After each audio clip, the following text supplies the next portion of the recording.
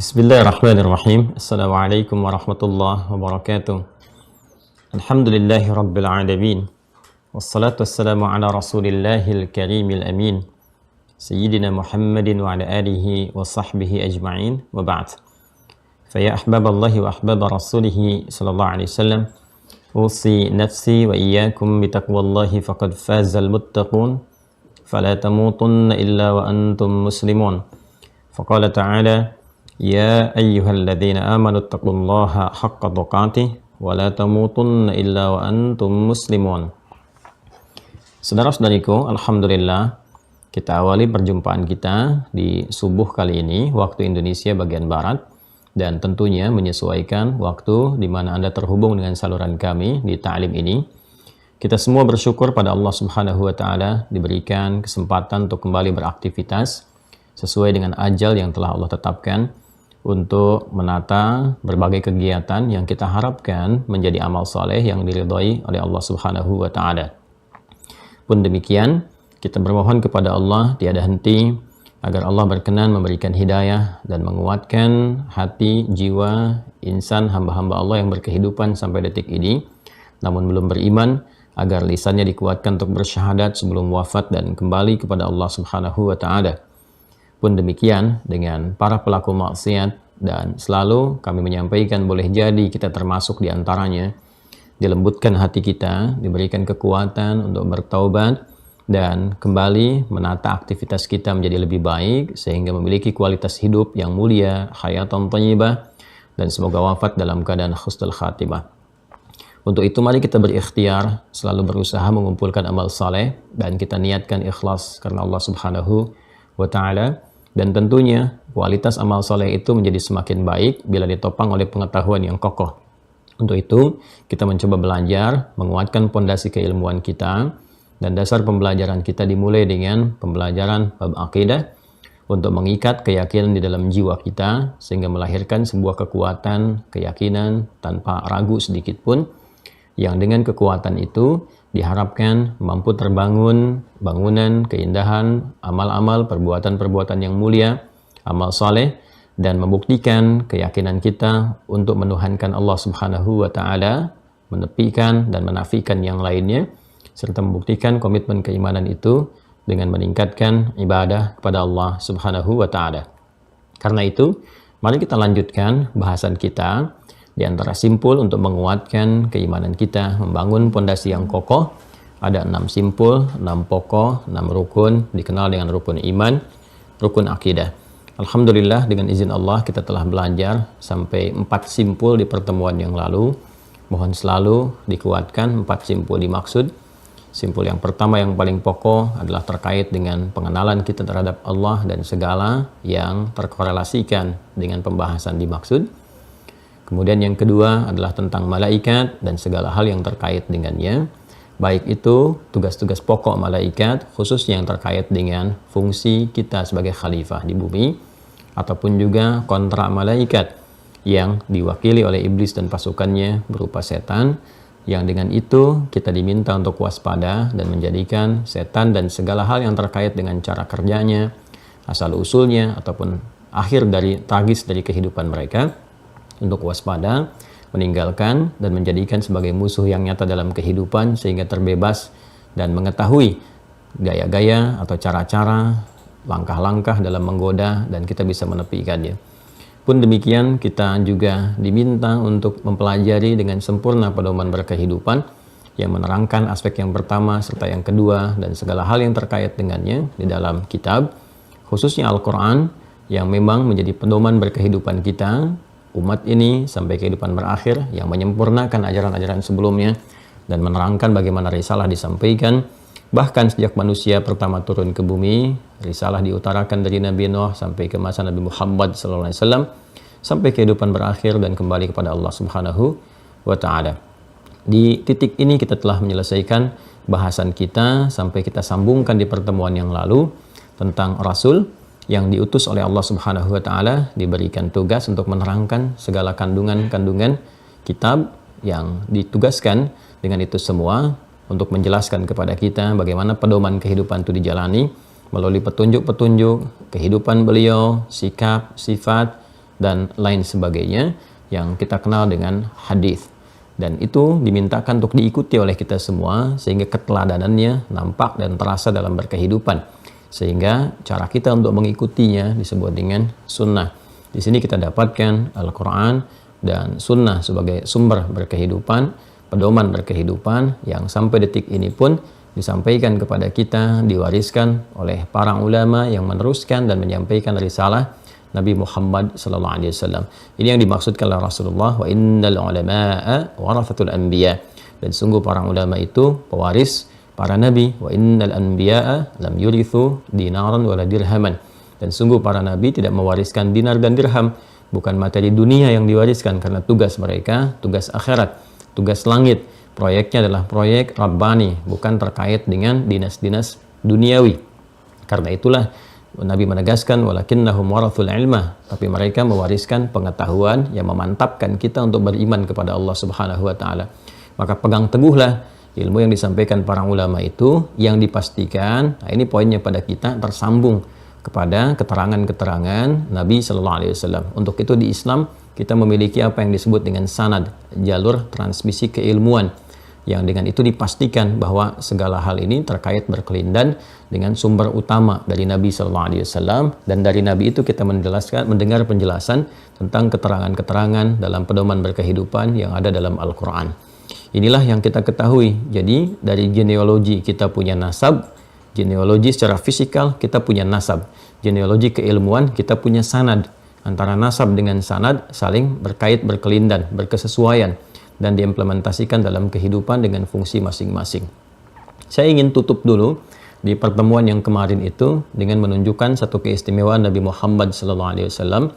Baru kemudian kita awali pembahasannya dan kita mudah-mudahan bisa sempurnakan dengan simpul yang kelima di pertemuan kali ini.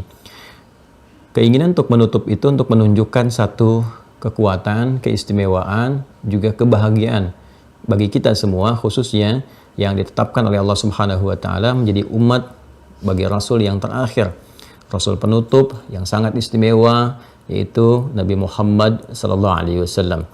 Kemarin kita hanya mendapati nama, kemudian menyambungkan satu silsilah kerasulan yang memiliki misi yang sama, yaitu menuhankan Allah Subhanahu wa taala. Karena itu akidah para nabi dan rasul semua sama, hanya syariatnya nanti yang berbeda sesuai dengan eranya, zamannya. Hanya Nabi Muhammad nanti yang paling istimewa karena syariatnya akan mencakup semua pergantian generasi dan zaman sampai kehidupan berakhir. Nah, saya ingin tekankan bahwa secara logika, dan ini dipahami oleh nalar, kan? Sesuatu yang menutup itu harus menyempurnakan, mengcover ya segala hal yang telah terurai. Karena itu bahkan di buku pun penutup itu kan selalu menghadirkan satu kesimpulan, kan? Kemudian mengeluarkan esensi-esensi pembahasan di sebelumnya, ya. Kemudian juga memberikan gambaran kepada kita akan apa yang harus dilakukan. Selain doa tentunya, kan? Selain juga referensi-referensi, daftar pustaka, penjelas dan sebagainya. Itu karakteristik dari satu buku. Jadi Anda bayangkan, buku yang dibaca saja harus punya sifat-sifat mengcover, ya, menerangkan, mencakup segala yang telah disampaikan, sekaligus mengiringi dengan doa dan ikhtiar setelah kesimpulan itu. Biasanya kan kesimpulan, penutup, doa gitu kan. Lalu setelah itu disampaikan daftar pustaka, referensi-referensi, lalu biografi penulisnya. Itu di buku yang dibaca. Maka bagaimana dengan satu keteladanan, objek keteladanan, miniasi kehidupan yang sangat kompleks gitu kan. Bukan sekedar buku yang dibaca, tapi kemudian karakteristik yang disimak, tuntunan yang harus diikuti, maka ini pun harus lebih lengkap. Karena itu ketika Allah Subhanahu wa taala menerangkan segala hal yang terkait dengan Rasul penutup, itu begitu istimewa, ya, menyimpulkan, nah ini dia karakteristiknya, menyimpulkan seluruh risalah-risalah yang telah dibawa oleh nabi-nabi sebelumnya, menyebutkan secara detil, terperinci bagaimana segala tuntunan itu, keserupaannya, ya, kesamaannya yang dibawa oleh setiap nabi, setiap rasul yang layak untuk disebutkan, ya kan? Kemudian kisah-kisah inspiratifnya yang tidak mungkin oleh satu sosok bernama Nabi Muhammad SAW yang tinggal di satu tempat, kan, yang bisa dikatakan terisolasi di satu lembah, walaupun di situ boleh jadi ada ziarah-ziarah ke tempat suci, ya, tapi tetap satu tempat yang bisa dikatakan gitu kan terapit oleh padang pasir yang sangat luas sehingga tidak pernah dijajah gitu kan. kemudian di sampingnya ada Romawi dan Persia yang sangat megah, tapi di situ tidak ada peradaban, tertinggal dan sebagainya, bisa menginformasikan secara sempurna berbagai macam informasi-informasi di masa lalu, dan itu konsisten, ya, konsisten keberlanjutannya di setiap masa dengan sangat detail, sempurna, kisah-kisahnya juga sangat luar biasa, dan itu tentunya tidak mungkin terjadi kecuali ada sesuatu yang melekat kepada Nabi Muhammad SAW. Nah, menariknya teman-teman sekalian, selalu ada hal-hal yang membuat kita itu bersyukur, gitu kan? Kemudian meyakinkan kembali pada diri kita kebenaran risalah Islam, keistimewaannya, kan? Dan dengan itu kita bisa mengatakan fabi ayyi ala'i rabbikuma tukadziban, dan alhamdulillahi rabbil alamin, kan? Nah, jadi teman-teman sekalian, kalau kita cepat tuliskan di sini, kan? Rukun iman, dan kita tuliskan yang sudah kita bahas terkait dengan Allah, saya tidak terangkan kembali. Kemudian malaikat, demikian bisa disimak di video sebelumnya. 3 tentunya kitab. Di sini saya berikan Al-Quran dan sudah pernah saya terangkan. Kemudian simpul yang keempat adalah para rasul, dan di sini kita bahas Nabi Muhammad SAW. Kelimanya ini yang coba kita akan uraikan, ya. Nah, saya ingin menunjukkan bagaimana satu hal yang sangat istimewa terkait dengan risalah Nabi Muhammad SAW ini, ya, juga terkorelasikan dengan pembahasan simpul-simpul sebelumnya, ya. Karena beliau ini Rasul penutup, Nabi dan Rasul penutup, ya kan? Sebut dengan Khatimul Anbiya wal Mursalin, Khatimul Anbiya wal Mursalin. Baik, ya. Ini bahasan penyempurnanya insyaallah di topik ini, ya. Karena beliau ini Nabi Muhammad SAW Rasul penutup, kan? Khatimul Anbiya wal Mursalin. Tadi saya sampaikan bahwa sifat yang menutup itu, kan? Itu harus bisa mengcover, gitu kan?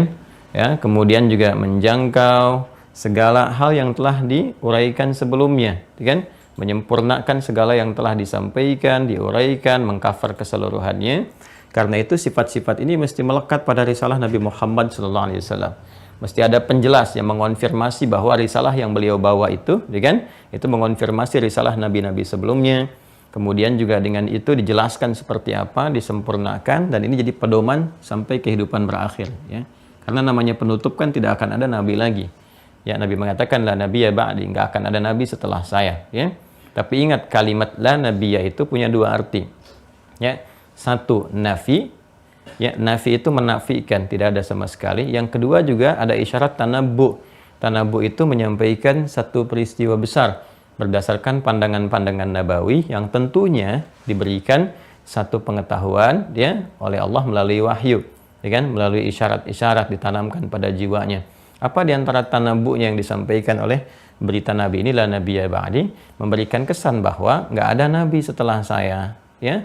Namun tanabuknya boleh jadi dimungkinkan ada orang-orang yang mengaku setelah saya ini. Maka kalau ada yang demikian, cukup la, supaya tidak terlalu banyak keluar energi. Tepikan aja la, gitu kan. Nah, itu benar terjadi. Ya, seketika ketika Nabi Muhammad SAW wafat, masanya tidak terlampau lama. Muncul Musailamah, gitu kan, mengaku nabi, maka disebut dengan al-kadzab, ya, pendusta yang sangat luar biasa gitu. Tepikan. Jadi sebetulnya kalau ada orang-orang yang mengaku sebagai nabi setelah kenabian dan kerisalahan Nabi Muhammad SAW, itu tidak terlampau aneh, karena Nabi pun sudah menyampaikan jauh-jauh hari, sejak 15 abad yang lalu, akan ada orang yang mencoba mengaku Nabi. Ya, justru ketika ada yang seperti itu membuktikan kebenaran risalah Nabi Muhammad SAW. Ada orang yang mencoba demikian. Nah, cuma bagi kita umatnya sudah punya pegangan, kalau ada yang seperti itu, cukup katakan, la, sudah aja. Ya, satu suku kata saja, la, sudah, tidak, gitu kan, kita tepikan. Karena itu fenomena-fenomena yang ironis seharusnya sih tidak harus terjadi pada umatnya Nabi Muhammad. Apa itu? Kalau yang mengaku Nabi, ya ada beritanya dari dulu, jadi nggak terlampau aneh. Yang aneh itu adalah setiap ada yang ngaku, ada pengikutnya. Itu aja sebetulnya, ya. Jadi di sini penting kita menguatkan bab akidah ini. Kalau hanya belajar satu huruf saja, la, kita praktekkan, selesai sebetulnya, aman. Ya, jadi kalau ada ngaku Nabi ke-26, Nabi ke-27, mendaratkan malaikat Jibril, macam-macam gitu kan. Nah, itu kan sesuatu yang sebetulnya mau dibuktikan juga nggak akan ketemu. Jadi buang-buang energi, pembahasan, dan sebagainya. Nah, yang ingin kita uraikan adalah, karena ini penutup, dan risalahnya itu universal, gitu kan, sifatnya, menjangkau semua, gitu kan, yang ada dalam kehidupan. Kemudian juga harus komprehensif dan total, gitu kan, komprehensif.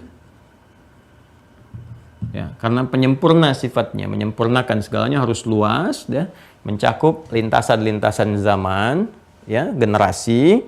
Karena ini penutup, nggak akan ada nabi lagi, maka semua risalah yang beliau bawa itu, ya kan, semua petunjuk-petunjuk, pedoman kehidupan berupa hudan itu, nah ini harus menjangkau semua umat sampai kehidupan berakhir. Inilah keistimewaan pertama Nabi Muhammad SAW, ketika dikaitkan dengan simpul yang ketiga pun, ya kan, di titik ini kan rukun iman ini karena dasar. Saya kembali dulu ya, sedikit saja kembali ke belakang.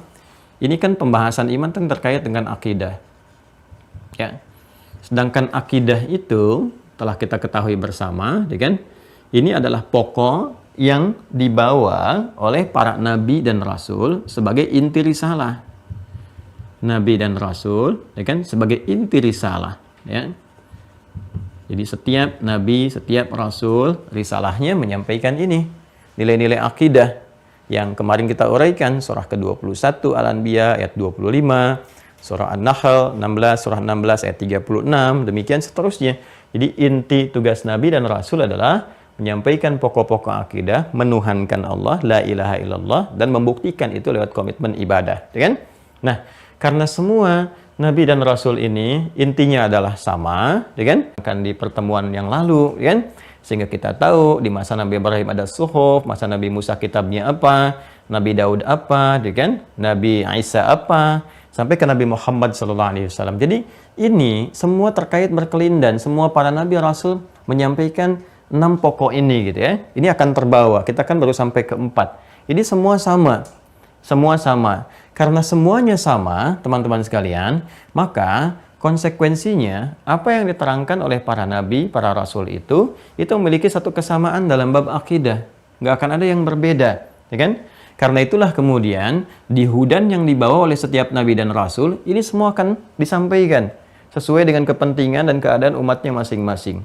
Nah, menariknya, karena Nabi Muhammad adalah Rasul penutup, ya kan, harus sempurna, maka ketika diberikan hudan pun, ini berbeda dengan sifat hudan sebelum-sebelumnya. Maka ini harus mengonfirmasi risalah-risalah sebelumnya yang dibawa para Nabi dan Rasul. Ya, itu yang kemarin kita turunkan, disampaikannya di Quran, surah keempat An-Nisa, ayat 163, gitu kan.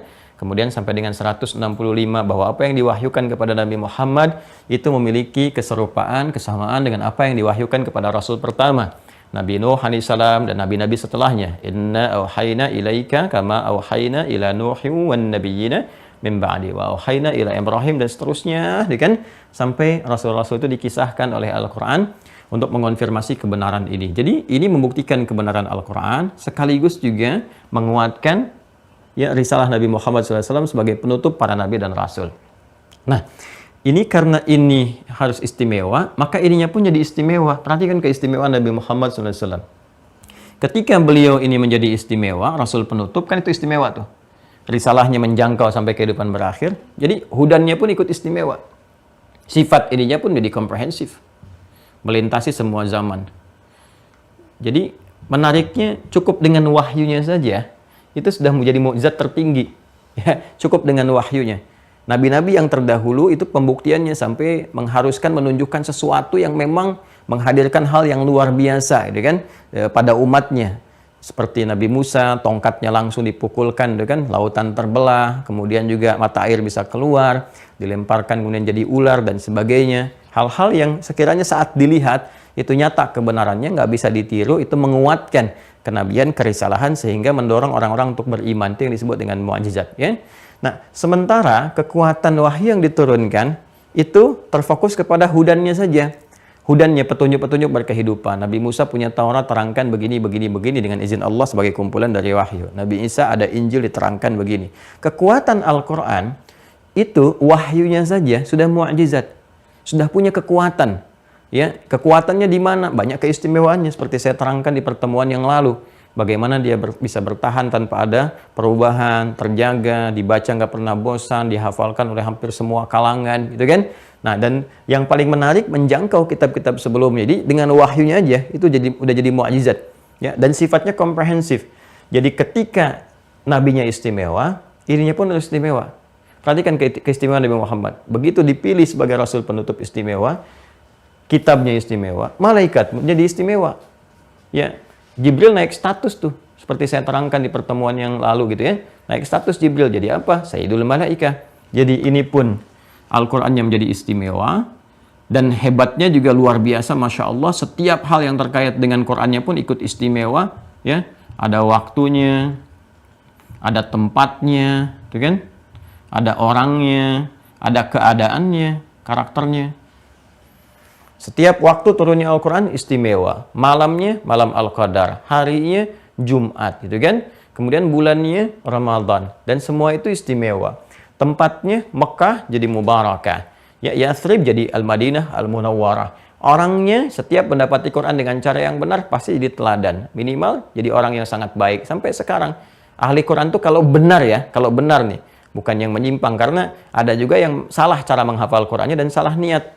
Ya, bikin pesantren bukan benar-benar untuk jadi pesantren, tapi untuk niat-niat keduniaan tertentu, apalagi hal-hal yang menyimpang, kriminal dan sebagainya. Itu sudah diisyaratkan dalam Al-Quran. Ada yang menggunakan agama sebagai cover untuk tindakan-tindakan duniawi sehingga punya sifat zalim. Dan ada yang menggunakan Quran, jadi nggak aneh kalau ada yang demikian. Seperti di Quran surah 35 Fatir ayat ke-32, gitu kan? Paling kiri sebelah atas di mushaf standar. Tsumma awrathnal kitaba alladzina istafaina min ibadina faminhum zalimun li nafsihi wa minhum muqtasid wa minhum sabiqun bil khairati biidznillah. Kemudian kami wariskan Al-Qur'an itu pada hamba-hamba yang terpilih. Cuma di antara mereka nanti ada 3 kualifikasi. Ya, siapa saja di antara mereka, ya, kualifikasi itu menjadikan mereka terklasifikasi pada 3 bagian. 1, zalimul li nafsihi. Ada orang yang zalim, ya, menggunakan Quran bukan pada tempatnya. Ini nanti turunannya banyak sekali. Ada di pemikiran, hafal Al-Ikhlas, hafal tuh. Al-Ikhlas kan Quran, hafal. Ya, cuman tidak menggunakan itu pada tempatnya, mengatakan semua agama sama, menuju pada Tuhan yang sama, cuma caranya beda-beda. Itu kan zalim. Menempatkan Al-Ikhlas bukan pada tempatnya. Ada aspek-aspek yang lainnya yang kita dapatkan di kekinian, itu kan termasuk isu-isu kontemporer yang itu ditindak saja dengan tindakan-tindakan hukum, ya, yang berkeadilan, yang paling sesuai, itu kan dengan kadar kejahatan yang dilakukan. Kalaupun dia membawa nama-nama agama sebagai kedok, sebagai jubah dan sebagainya, dan itu bisa dinilai. Ada perangkat-perangkat untuk menilai itu semua, ya. Nah, ini pasti istimewa kalau penghafal Quran yang benar, dan getaran kejiwanya pun akan berbeda. Anak kecil hafal Quran menjadi tanda kebesaran Allah. Kita juga luar biasa apresiasinya, kan? Terus sampai dengan ke atas orang dewasa dan seterusnya. Nah, ini keadaannya pun akan merubah diri. Jadi penghafal Quran yang benar itu hal yang pertama terjadi pada dirinya, gitu kan? Ahli Quran, baik baca, mengkaji, ya, apalagi menghafal. Hal yang terjadi pada dirinya yang pertama kali itu perubahan perilaku. Disebutkan sabiqum bil khairat biiznillah. Akan cepat berubah menjadi pribadi yang lebih baik gitu. Tuturnya, bicaranya, ya, auranya. Makanya sepakat para ulama ahli Quran itu hal pokok yang paling dilihat bagi penghafal Quran ataupun ahli Quran, pembaca Quran yang serius itu kan, menunjukkan keberhasilan mereka itu parameter pertamanya di akhlak, di perilaku. Dia ada kelembutan, kemuliaan. Itu ahli Quran yang sesungguhnya, yang sejati. Jadi saya mau katakan, karena nabinya istimewa ini ke atasnya istimewa semua. Ya. Jadi malaikatnya ikut istimewa, Jibril naik status jadi Sayyidul Anbiya wal Mursalin, ya kan? Kemudian turun tiap tahun mimpin para malaikat dan sebagainya. Jadi ini naik status istimewa, ini juga istimewa, ya kan? Dalam rangka menyembah, gitu kan, Allah Subhanahu wa taala yang meliputi semua keistimewaan itu. Jadi ini ikut naik semua statusnya. Nah, yang ingin saya tegaskan di pertemuan kita untuk menyempurnakan bahasan yang lalu, ini selain mengonfirmasi tugas-tugas Nabi sebelumnya, ternyata risalah beliau pun dikonfirmasi di Nabi-Nabi sebelumnya. Ini keistimewaan Nabi Muhammad. Jadi semua Rasul yang pernah bertugas di bumi, kan, bahkan para Nabi dan Rasul, itu ketika mereka diangkat menjadi Rasul, dilantik menjadi Nabi dan Rasul, ditetapkan, dipilih oleh Allah, di antara komitmen yang diambilnya, bukan sekedar siap membawa misi untuk menyampaikan risalah, tapi juga, ini yang paling penting, komitmen untuk bisa menyampaikan risalah Nabi Muhammad di setiap umatnya. Ya, jadi setiap umat itu tahu. Yang ada nabi-nabi itu setiap nabi menyampaikan. Bahkan ada yang mereka berdoa supaya lahirnya di sini, di tempat ini dan sebagainya. Semua nabi itu komitmen pertama ya yang diambil perjanjian dengan Allah ketika menerima tugas sebagai nabi untuk menyampaikan risalah. Saat yang bersamaan itu mesti menyampaikan kepada umatnya akan ada nabi penutup, nabi penutup. Kalau bersamaan dengan itu, tolong dia, bantu dia dan sebagainya. Itu kan karena setiap nabi kan tidak tahu ya di mana dia akan bertemu, apakah bertemu atau tidak dan sebagainya. Dia menyampaikan risalah, tapi komitmen itu dibangun. Ya kan ada nabi yang bersamaan beda distrik di waktu yang sama seperti Nabi Ibrahim dengan Nabi Lut kan, Nabi Isa dengan Nabi Yahya dan Nabi Musa dengan Nabi Harun. Tapi ke umatnya disampaikan, bahkan di kitab mereka tuh dituliskan. Ya, supaya umat yang masa itu belajar, walaupun nabinya meninggal, ini warisannya ada, ya, walaupun tidak terjaga di situ saja, komunitas itu, tapi terwariskan, didengar, dituliskan. Jadi yang tahu tentang itu mengetahui. Itu direkam. Ya, di antaranya apa misalnya, teman-teman sekalian? Pertama yang tadi saya sampaikan, komitmen, kemudian menyampaikan risalah Nabi Muhammad, menguatkannya, membantunya jika bersamaan dengan itu, dan diwariskan kepada umat, itu ada di Quran surah ketiga. Ali Imran ayat 81 kan? Paling kiri agak ke tengah sedikit di mushaf standar supaya cepat nyarinya. Wa idz akhadallahu mitsaqan nabiyyina, ya kan? Lama ataitukum min kitabi wa hikmatin thumma ja'akum rasulun musaddiqun lima ma'akum la tu'minunna bihi wa la tansurunnah. Qala aqrartum wa akhadtum 'ala dzalikum isri qalu aqrarna qala fashhadu wa ana ma'akum minasyahidin. Ada Quran surah ketiga Ali Imran ayat 81. Dan ingatlah, pelajarilah ketika Allah mengambil komitmen dari setiap nabi yang akan diutus, ya kan? Dilantik menjadi nabi, diberikan tugas, membawa nubuah, juga risalah untuk rasul. Komitmen pertamanya ya, mereka harus berkomitmen kepada Allah untuk bisa membantu, menolong, menguatkan, menyampaikan kepada umat mereka tentang risalah Nabi Muhammad SAW. Ini keistimewaan Nabi Muhammad. Jadi tidaklah membawa risalah seorang nabi ataupun rasul kecuali ya dalam penetapannya sebagai nabi dan rasul itu menyertakan ini keutamaan Nabi Muhammad SAW. Jadi ini menarik nih, konfirmasinya dua sisi. Ya, kan itu yang paling kuat di apapun, apalagi di hukum. Di hukum itu kan konfirmasinya dua sisi, ada pembuktian terbalik gitu kan, ya ada pembuktian terukur, terstruktur, ada yang terbalik untuk diuji cek konsistensinya. Nah, ini paling konsisten. Ya di Al-Quran menerangkan, mengonfirmasi ajaran-ajaran di masa lalu, ya kita mengimani, mulai ke Nabi Isa kan, setelah Nabi Muhammad SAW itu kalau kita naikkan ke atas sebelum Nabi Muhammad 600 tahun ke atas kurang lebih ada Nabi Isa alaihissalam, Isa al-Masih, Yesus, itu kan Mesias. Naik ke atas lagi terus nanti sampai ketemu Nabi Musa, ya terus sampai Nabi Ibrahim, terus sampai Nabi Nuh alaihissalam. Kita meyakini itu semua. Beriman kepada nabi-nabi sebelumnya sebagai nabi, sebagai rasul, bukan yang lainnya. Itu dikonfirmasi sampai ke atas. Dan di situ pun mengonfirmasi nanti risalah Nabi Muhammad. Jadi kalau dicek balik, itu kesini itu ketemu lagi, disampaikan. Bahkan ini yang tadi saya tegaskan, di kitab-kitab Nabi itu, ini kan kitab nih. Ini keistimewaan Nabi Muhammad itu dituliskan berita tentang Nabi Muhammad itu. Lihat di Quran surah ke-7 Al-A'raf ayat 157. Ya. Quran surah ke-7 Al-A'raf ayat 157. Ya, untuk mempercepat. Alladzina yattabi'una ar-rasulan nabiyyal ummiyya. Itu disebutkan ciri-cirinya. Ya, jadi dikonfirmasi ini, selain rasul, nabi. Jadi lengkap.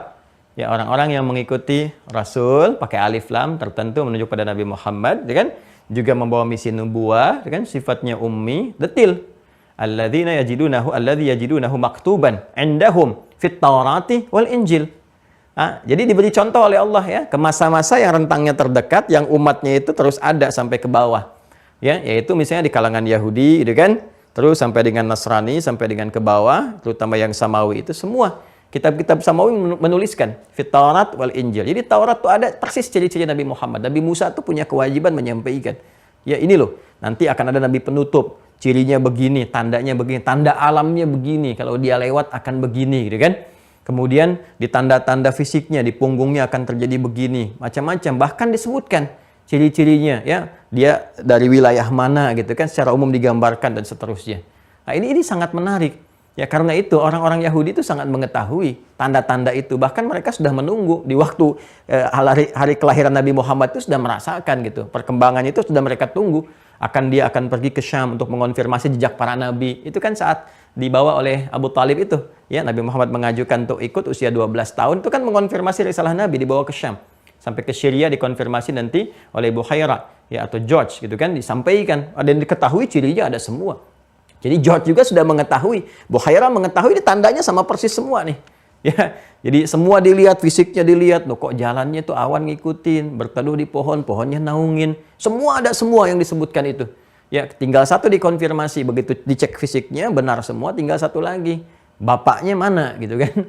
Maka ditanya ke Abu Talib, ini siapa? Kata Abu Talib, ingin menyamarkan anak saya supaya nggak diganggu kan, khawatir ada apa-apa, anak saya, gitu kan. Berkali-kali dipastikan begitu ditanya, benar ini, benar kan. Jadi heran, kenapa sih tanya begitu? Bahasa kita demikian.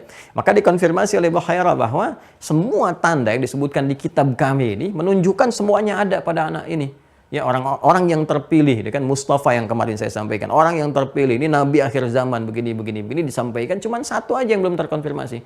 Apa? Harusnya bapaknya udah meninggal sejak anak ini dalam kandungan. Maka ternyata Abu Talib menyampaikan, ya memang ayahnya sudah meninggal gitu kan. Saya pamannya ceritakan begini. Kau pulang sekarang. Pulang aja sekarang, sebab anak ini nanti sudah ditunggu dikonfirmasi oleh orang-orang Yahudi. Jadi dikonfirmasi oleh Buhaira sendiri.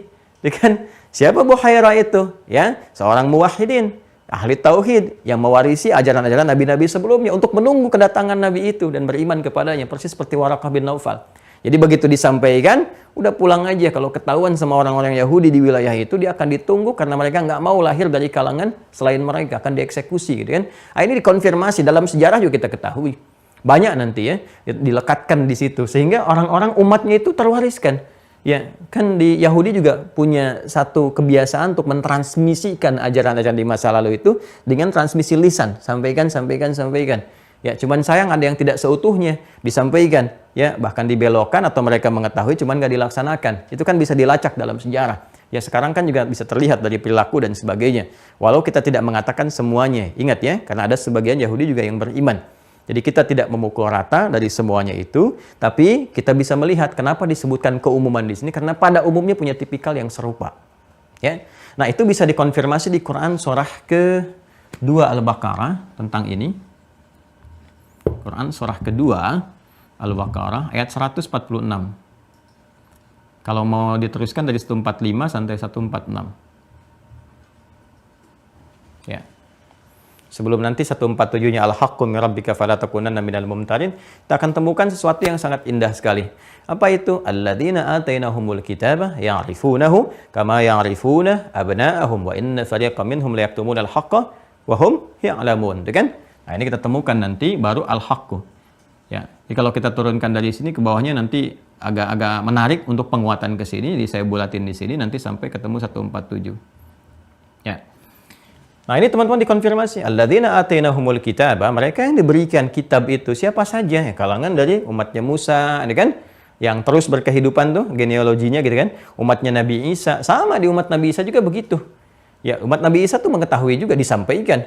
Dia oleh Nabi Isa disampaikan, dikonfirmasi oleh Al-Quran. Di Quran surah ke-61, ayat yang ke-6. Ya. Ini konfirmasi lagi. Ini kan disebutkan Taurat dan Injil kan. Tauratnya Nabi Musa ini umatnya udah saya sampaikan. Kemudian yang ini di Quran surah ke-61, ayat yang ke-6. Wa mubasyyiran bi rasulin ya'ti min ba'di ismuhu Ahmad. Ya kan? Akan ada rasul penutup. Ya, setelah saya punya sifat-sifat, sifatnya Ahmad. Dan ini menarik nih, semua nama yang melekat pada Rasulullah, ini kan, Rasul terakhir ini, semuanya nama sifat. Ya, nanti saya sedikit setelah itu saya uraikan ya, dengan cepat. Jadi yang Yahudi juga mereka mengetahui, bahkan disebutkan dalam Al-Quran itu, saking taunya tentang karakter, ciri, sifat Nabi Muhammad itu, baik secara fisik ataupun juga tampilan-tampilan dari pendukung-pendukung di alam, itu mereka lebih mengenal Nabi Muhammad dibandingkan anak mereka sendiri. Alladzina, gitu kan, atainahumul kitaba ya'rifunahu kama ya'rifuna abna'ahum. Jadi mereka sama persis seperti kenal anak mereka sendiri. Kita kan kalau kenalin anak kita, jelas kan tanda-tandanya, fisiknya. Ya nggak mungkin ibu bisa mengatakan kepada anak orang lain, anakku, nggak mungkin. Karena tahu ini anak. dari dilahirkan, dari tumbuh, dari apa, dirawat. Nah, orang-orang dulu itu kenal Nabi Muhammad karena mereka tahu cirinya dan sebagainya, seperti mereka kenal anaknya. Bahkan ada kitab nanti, kitab karangan Syekh Sya'rawi. Sebetulnya Syekh Sya'rawi nggak menuliskan ini. Nih, Syekh Sya'rawi ini sangat luar biasa ya. Beliau banyak ngajar, nggak sempat nulis. Nanti orang-orang yang muridnya, yang setelahnya yang menuliskan itu. Ada As-Sirah An-Nabawiyah, gitu kan? Yang dinisbatkan pada Syekh Sya'rawi. Saya tunjukkan, saya punya kitabnya nih. Ini dia. Ya. Ayo teman-teman sekalian. Ya. Nah, ini kitab sangat bagus sekali. Ya, sangat bagus sekali untuk kita baca. Berbahasa Arab ya, karena beliau orang Mesir, bahasa Arab. Tapi ini sangat bagus sekali. Ini di antara apa yang disampaikan, dikonfirmasi oleh beliau. Bahkan disebutkan siapa tokoh Yahudi di Yathrib di Madinah ya, yang sampai mengatakan kalimatnya, kami lebih kenal Nabi Muhammad dibandingkan anak kami sendiri. Itu orang Yahudi sendiri yang menyampaikan. Karena tandanya begitu jelas gitu. Ya kan? Nah, ini pun sama. Disampaikan oleh Nabi Isa, akan datang Rasul setelahku, ya penutup, gitu kan? Sifatnya Ahmad. Nah, ini yang menarik nih. Nabi-nabi sebelumnya dikonfirmasi dengan nama Zat pada umumnya, gitu kan? Nama Zat itu nama yang menunjuk pada entitas pribadi untuk membedakan satu dengan yang lainnya. Misalnya saya Adi, ada Asep, ada John, gitu kan? Ada Joni, ada Cepi, ada macam-macam. Jadi begitu saya dipanggil Adi, kan yang melirik saya. Itu nama Zat namanya. Sifat segala karakter yang melekat pada Zat itu, ya kan? Biasanya semakin banyak sifat disebutkan, semakin menunjuk keistimewaan atau bahkan kekurangan. Ya, kalau sifatnya baik jadi istimewa. Kan kita katakan misalnya fulan Asep misalnya kan jujur. Ya, semakin tinggi sifat jujur itu melekat padanya karena perbuatannya, kadang-kadang disebutkan sifatnya dibandingkan dengan orang. Tuh si jujur lewat tuh. Itu kan? Tuh si penyabar lewat tuh ya. Itu nama sifat itu ya, menunjukkan keistimewaan. Sama juga kalau terakumulasi sifat jeleknya, kadang-kadang disebutkan dengan bagian sifatnya. Itu kan? Tuh si pemarah datang tuh, gitu kan? Awas si comel tiba tuh. Gitu itu kan sifat-sifat jeleknya. Ya, kalau di Arab itu kunyah namanya, nanti ada kunyah. Seperti kalau semua pokoknya nolak, ya, nggak pengen tahu, semua pokoknya ditolak semua. Mau yang baik mau apapun, saking nggak sukanya tolak semua, kan? Jadi nggak mau tahu dengan sesuatu, menepikan, kan? Itu disebut dengan jahil namanya. Ya, nanti ada jahalah sifatnya, orang disebut dengan jahil. Kalau puncaknya tinggal pakai abu, makanya muncul Abu Jahal. Gitu kan, dan sebagainya. Itu sifat-sifat yang dilekatkan. Abu Bakar itu dapat gelar As-Siddiq, ya, bahkan disebutnya As-Siddiq, As-Siddiq, As-Siddiq, sifat yang melekat.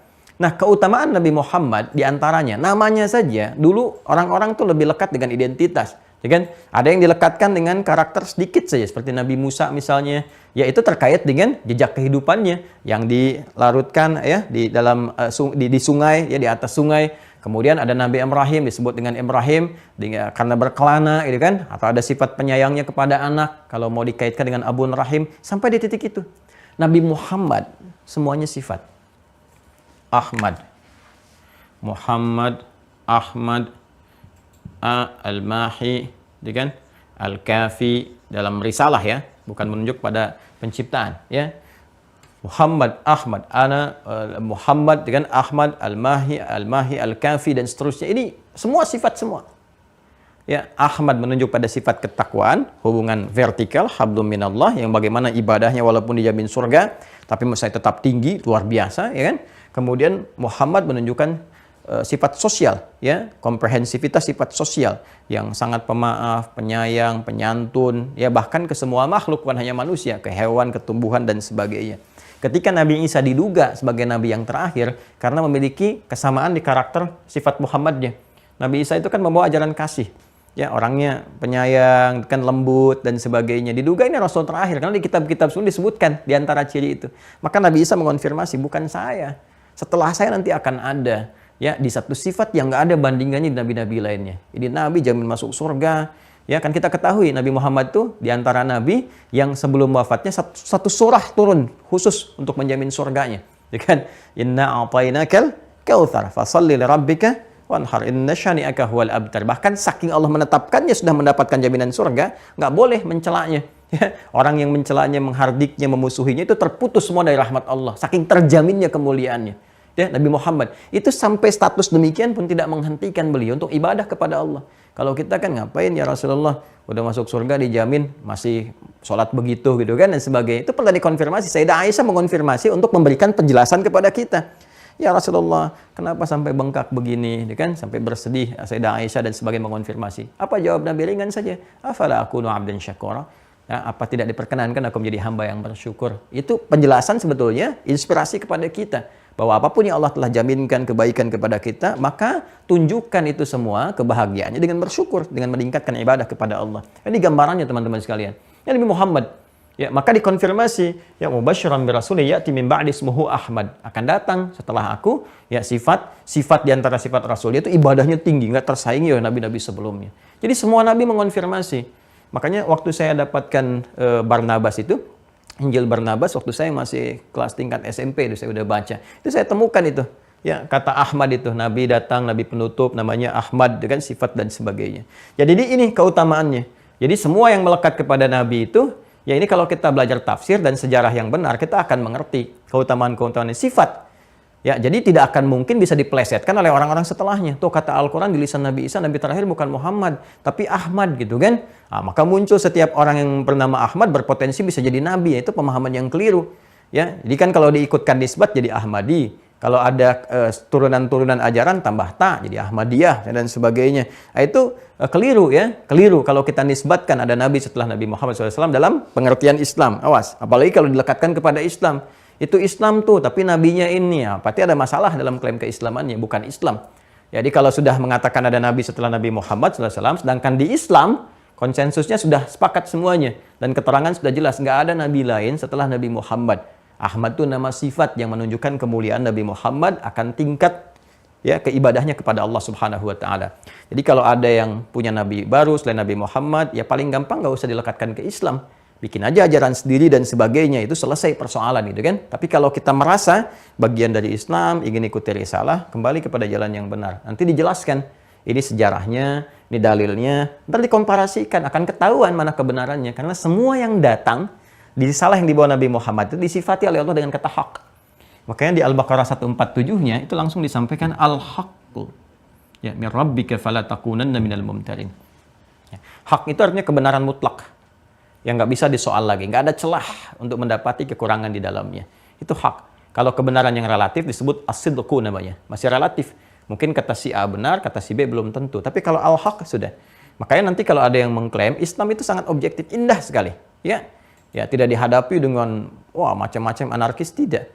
Ya, kalau intelektual lagi, sesuai porsinya, proporsional sifatnya. Nanti dibandingkan, coba mana klaimnya, siapa nabinya, kapan diangkat jadi nabi, siapa yang memberikan risalah wahyu kepadanya, buktinya apa, ditunjukin sampai ke situ. Kalau nggak bisa buktikan, itu aja udah lemah. Mana kitab yang dibawa? Coba komparasikan dengan Al-Quran. Itu bisa dicek semuanya.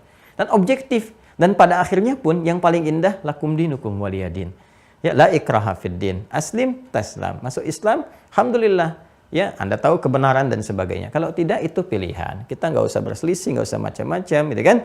Tapi pada akhirnya membawa satu konsekuensi ketika kembali kepada Allah Subhanahu wa taala. Nah, ini gambaran yang paling indahnya. Nah, ini pun menarik teman-teman dari segi namanya saja ya. Ini yang paling menarik Ahmad. Tadi saya katakan Ahmad ini kan menunjuk satu implementasi ibadah, ya, hablum minallah, kembali kepada Allah. Jadi menunjukkan aspek tauhid ya, sifat tauhid Nabi Muhammad SAW yang mengesahkan Allah. Ya, ini sifatnya gini, hablum minallah. Sedangkan nama Muhammad ini lebih menekankan sifat-sifat sosial yang menunjuk makna syariat. Tuh. Masih ingat tauhid?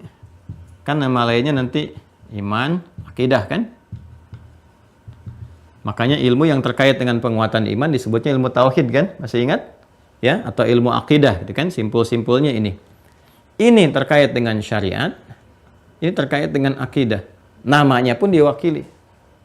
Terus kalau kita gabungkan, perhatikan ya, ini susah Anda dapatkan di buku-buku ya. Ini kita harus gali di beberapa titik. Saya meriset gitu ya, kebiasaan kita riset. Nah, teman-teman perhatikan baik-baik. Kalau kita gabungkan akidah dengan syariat, ya kan? Syariat itu kan amal. Ya kan? Akidah dengan syariat, iman dengan amal, tauhid dengan aspek-aspek sosial. Gabungan ini kan jadi Islam. Ya kan? Masih ingat di awal? Al-Islamu imanun wa amalun. Di pembahasan kitab tauhid kita yang kita bahas itu, Al-Aqaid Al-Islamiyah, karya Syekh Said Sabiq, yang ini, di awal jumpa. Bahkan teman-teman juga sudah dapatkan scan-nya gitu kan. Ya, materi awal kita, Islam itu adalah iman dan amal, akidah dan syariat. Ini dari namanya aja udah mengcover ini semua. Dan tahukah Anda, kata Ahmad ini itu disebutkan 1 kali dalam Al-Quran. Hanya di Quran surah ke-61 ayat yang ke-6. Mamubasysyiran birasuli ya'ti min ba'di ismuhu Ahmad. Di lisannya Nabi Isa alaihissalam. Ya, Yesus Mesias, Al-Masih Isa bin Maryam. Kata Muhammad disebutkan 4 kali dalam Al-Quran. 4 kali. Quran surah ketiga Ali Imran ayat 144. Quran surah ke-33 Al-Ahzab ayat ke-40. Quran surah ke-47 dengan namanya ayat kedua. Dan Quran surah ke-48 Al-Fatah ayat 29. 4 kali. 1, 2, 3, 4. Yang ini disebutkan 4 kali. Muhammad yang membawa, sallallahu alaihi wasallam membawa aspek ini, kan? Ahmad disebutkan sekali membawa aspek ini, ya kan? 1 tambah 4 berapa? 5. Gabungan antara ini dan ini ketemu Islam. Berapa pokok rukun Islam? 5. Bukankah yang pertamanya itu adalah tauhid, asyhadu an la ilaha illallah, ya kan? Setelah itu mengonfirmasi wa asyhadu anna Muhammad Rasulullah, membawa syariat. Lalu ke bawahnya 4 kan? Coba Anda bayangkan. Ini sesuatu yang mahal gitu. Jarang kita mendapatkan ini. Jadi Nabi Muhammad itu sempurna sekali. Dari namanya, sikapnya, sifatnya, mengonfirmasi ajaran sebelumnya, Allahu Akbar gitu ya. Semua sama. Jadi kalau kita mengaji Quran detil satu-satu kita lihat, itu ketemu ini. Jadi mengonfirmasi semuanya. Itu nggak ditemukan di nabi-nabi lainnya. Karena memang ya sifatnya berbeda. Keadaannya nggak sama. Jadi karena ini penutup, semuanya tuh harus nggak ada celah untuk disoal. Harus sempurna semua. Nanti segala yang terkait dengan kehidupannya pun kita akan temukan satu-satu seperti apa. Ini berbahagialah kita ketika Allah memberikan anugerah kepada kita untuk mendapatkan bagian menjadi umatnya Rasulullah SAW. Dan dikonfirmasi, kalau kita ingin menemukan kebenaran, baca. Bukan menyoal apa yang tidak kita ketahui, makanya baca. Baca referensinya, baca, gitu kan? Tapi kan bahasa Arab, ya belajar Joni, gitu kan? Belajar, pahami, seperti Anda juga bahasa Inggris Anda kejar-kejar sampai kursus, bayar-bayar jutaan gitu kan. Bahasa Arab yang menentukan kehidupan kita, pengen gratis, itu pun juga nggak pernah datang gitu kan. Ini kan jadi persoalan juga. Ya, jadi dari sini kita harus penting adil bersikap dan bijak. Jadi kalau kita ingin mencari dan membuktikan satu kebenaran, ya kita cari dengan cara yang benar, kumpulkan referensi dan sebagainya. Kan? Dari situ kita akan menemukan sebuah kebenaran dan indahnya pun setelah menemukan kebenaran, lakum dinukum muliyadin, la ikraha fid din. Saya kira nggak ada celah sedikit pun gitu untuk marah, untuk menyoal, untuk berselisih dan sebagainya. Karena tawarannya indah. Hanya menyampaikan, ini hak asasi setiap orang untuk beragama, memenuhi kebutuhan hidupnya. Ini Islam datang membawa risalah. Begini diterangkan. Wah, nggak yang benar tuh. Silahkan diuji. Ini kitabnya, monggo dianalisis. Ya, kalau perlu bandingkan. Kalau masih ragu, datangkan yang semisalnya. Silahkan. Satu-satunya kitab di muka bumi yang memperkenankan siapapun untuk menganalisis, men-challenge. Gitu kan? Ini Rasulnya, namanya Muhammad SAW. Silahkan dicek perjalanan sejarah. Ada nggak pernah dilahirkan? Oh ada. Di mana lahirnya? Sama. Terus konfirmasi dengan keterangan Quran. Apa sifat-sifatnya? Dan yang mengonfirmasi pertama kali kerasulannya, ternyata siapa? Ternyata tokoh-tokoh yang terkait dengan agama-agama yang dibawa sebelumnya kan? Ya kan? Dari Rasul-Rasul sebelumnya. Ya, siapa aja di antara mereka? Waraqah bin Naufal, gitu kan? Yang mempertahankan pengikut risalah Nabi Isa itu, ya, muwahhidun. Kemudian George atau Buhairah terus sampai ke atas, semua ditemukan. Dan di titik terakhir pun ketika dijelaskan semuanya yakin, benar, terkonfirmasi, nggak ada celah. Di ujungnya apa? La ikraha fid din. Ya, makanya dalam Islam tuh kalau orang mau masuk Islam, coba dipastikan dulu ada paksaan nggak? Ya. Tidak dipaksa oleh orang tua, tidak. Tetangga, kerabat, tidak. Calon pasangan, tidak. Gitu kan? Itu harus murni betul. Ya, terus nanti diturunkan sampai 3 hal dikonfirmasi selesai. Asyhadu an la ilaha illallah. Untuk benar-benar sebagai pembuktian dan komitmen keikhlasan untuk berislam. Ini gambarannya. Ya. Nah ini, jadi 3 hal itu, apakah ada paksaan untuk berislam, komitmen untuk beribadah, dan berakhlak setelah itu. Memuliakan orang-orang sekitaran, termasuk keluarga yang boleh jadi belum berislam. Itu indah sekali. Dan pada akhirnya, lakum dinukum waliyadin. Itu kalau kita pun orang Islam mau benar berislamnya, maka belajar lagi, baca lagi, dan sebagainya. Nah ini yang ingin saya lengkapi di pertemuan kemarin. Karena kemarin saya baru sebutkan, ini Rasul begini, ya kan? Konfirmasi sebelumnya bahwa kitab ini, pedomannya seperti ini. Setelah kita tahu keistimewaannya, dan nggak ada satupun yang melekat pada Nabi Muhammad kecuali teladan, maka baru kita menyadari di situ mana uswah dan iswah itu. Laqad kana lakum fi Rasulillahi uswatun hasanah atau iswatun hasanah. Dan ini bisa dilihat dalam hadis-hadis yang kita harus turunkan jadi kurikulum.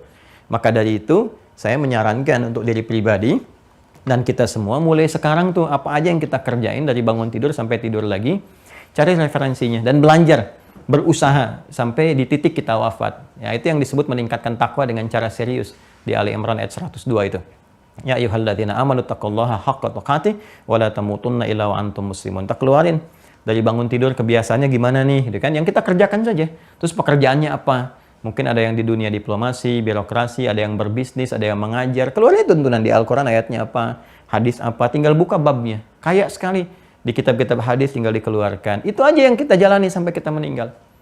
Ya, sampai kita meninggal. Dan kalau kita ingin membaca, silahkan diperluas, gak ada masalah. Tapi kan kita tidak dituntut untuk menguasai segala hal.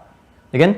Ya, Anda misalnya pebisnis, udah di jalur bisnis aja. Jalani, terus yang pokok-pokok yang menjadi kebutuhan kita pelajari. Sholat, pelajari ilmunya. Kalau tiba waktu zakat, pelajari ilmunya. Itu kan ilmu sampai akhirat, sampai abadi.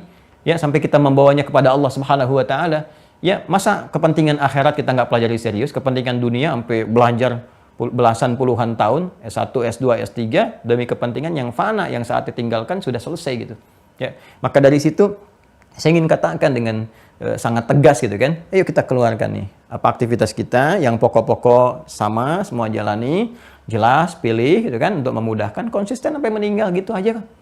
Nggak susah gitu kan, cuman saat menjalani memang ada setan, makanya kita belajar kemarin fikih setan kan, nah, supaya kita bisa hindari.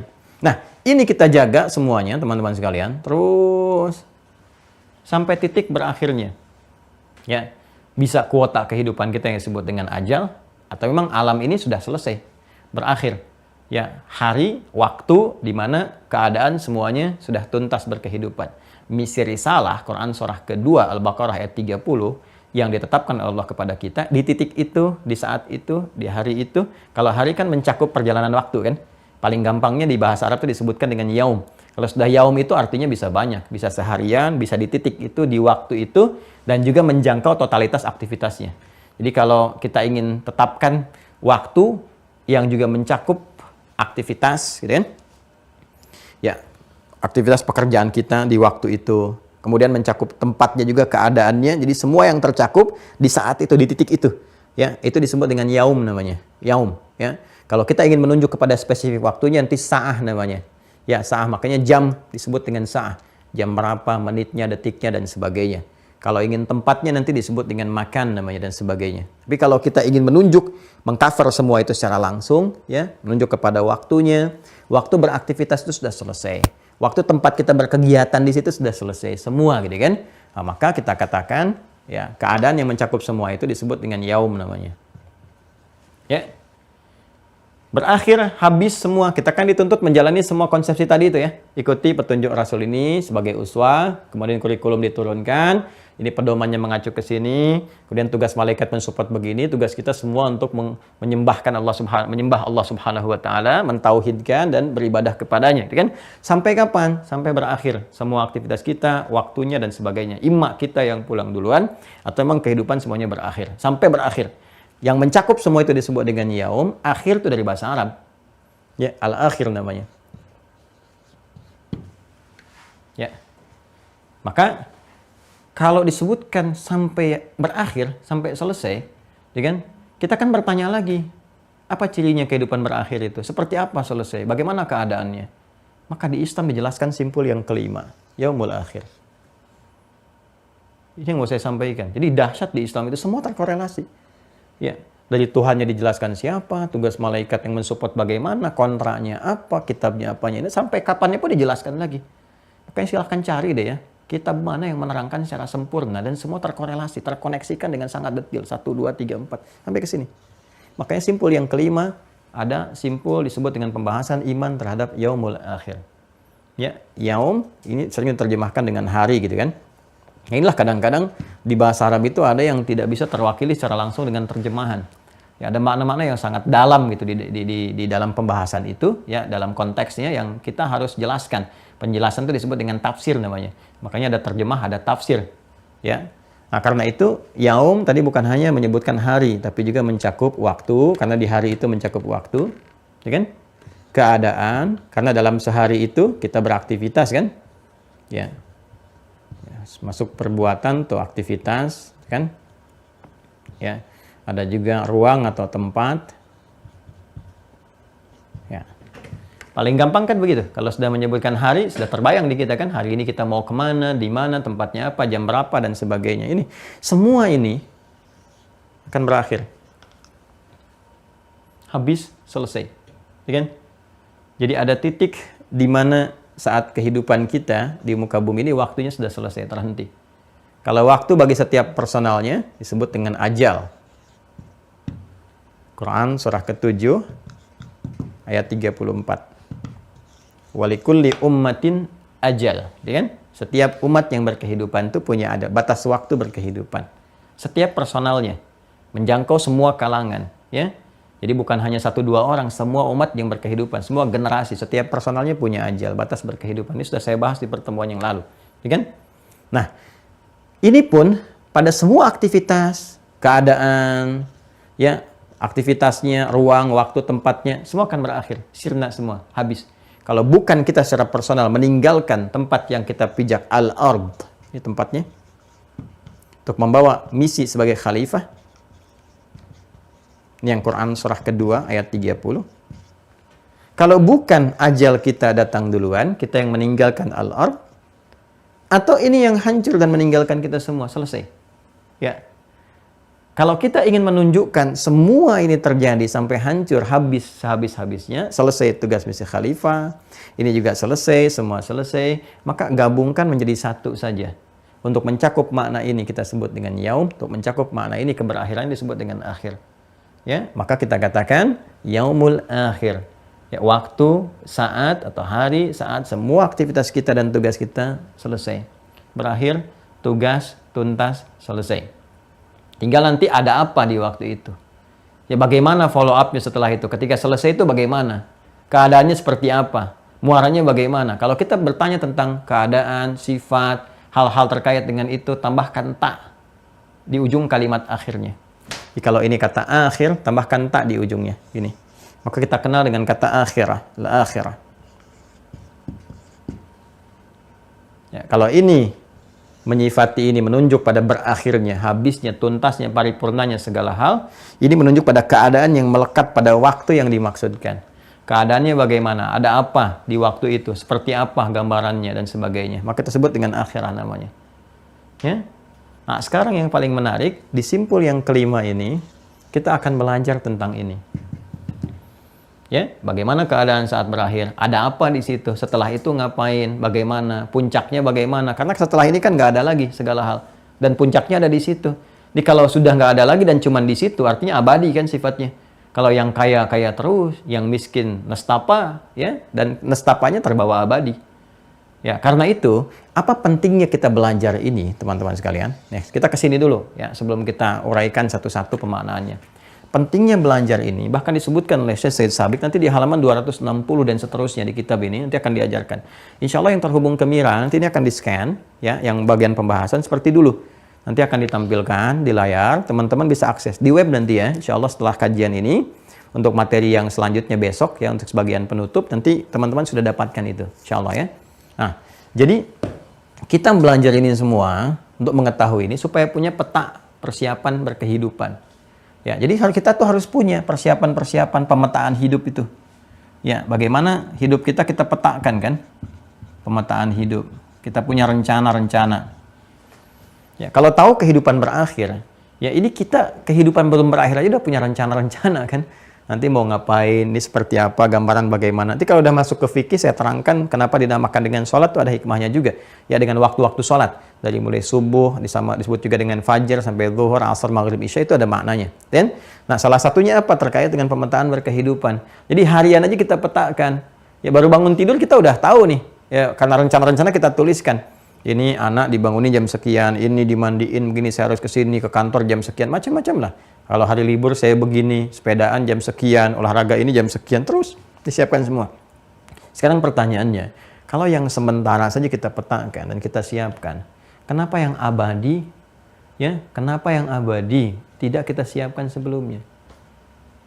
Dibuatkan kurikulum sifatnya. Makanya ketika Allah menyebutkan ini, yaumul akhir, hal pertama yang dimintakan dari sini adalah sikap kita untuk menyiapkan diri. Kalau ini terjadi, apa yang kita siapkan? Bekalnya apa? Itulah pentingnya pembahasan simpul yang kelima ini, supaya kita mengerti bahwa apa yang kita lakukan 1 sampai dengan 4 yang tadi telah kita terangkan dari banyak video, sampai 30 lebih video untuk menerangkan sampai ke tahap 4 ini, itu sebetulnya persiapan ke sini.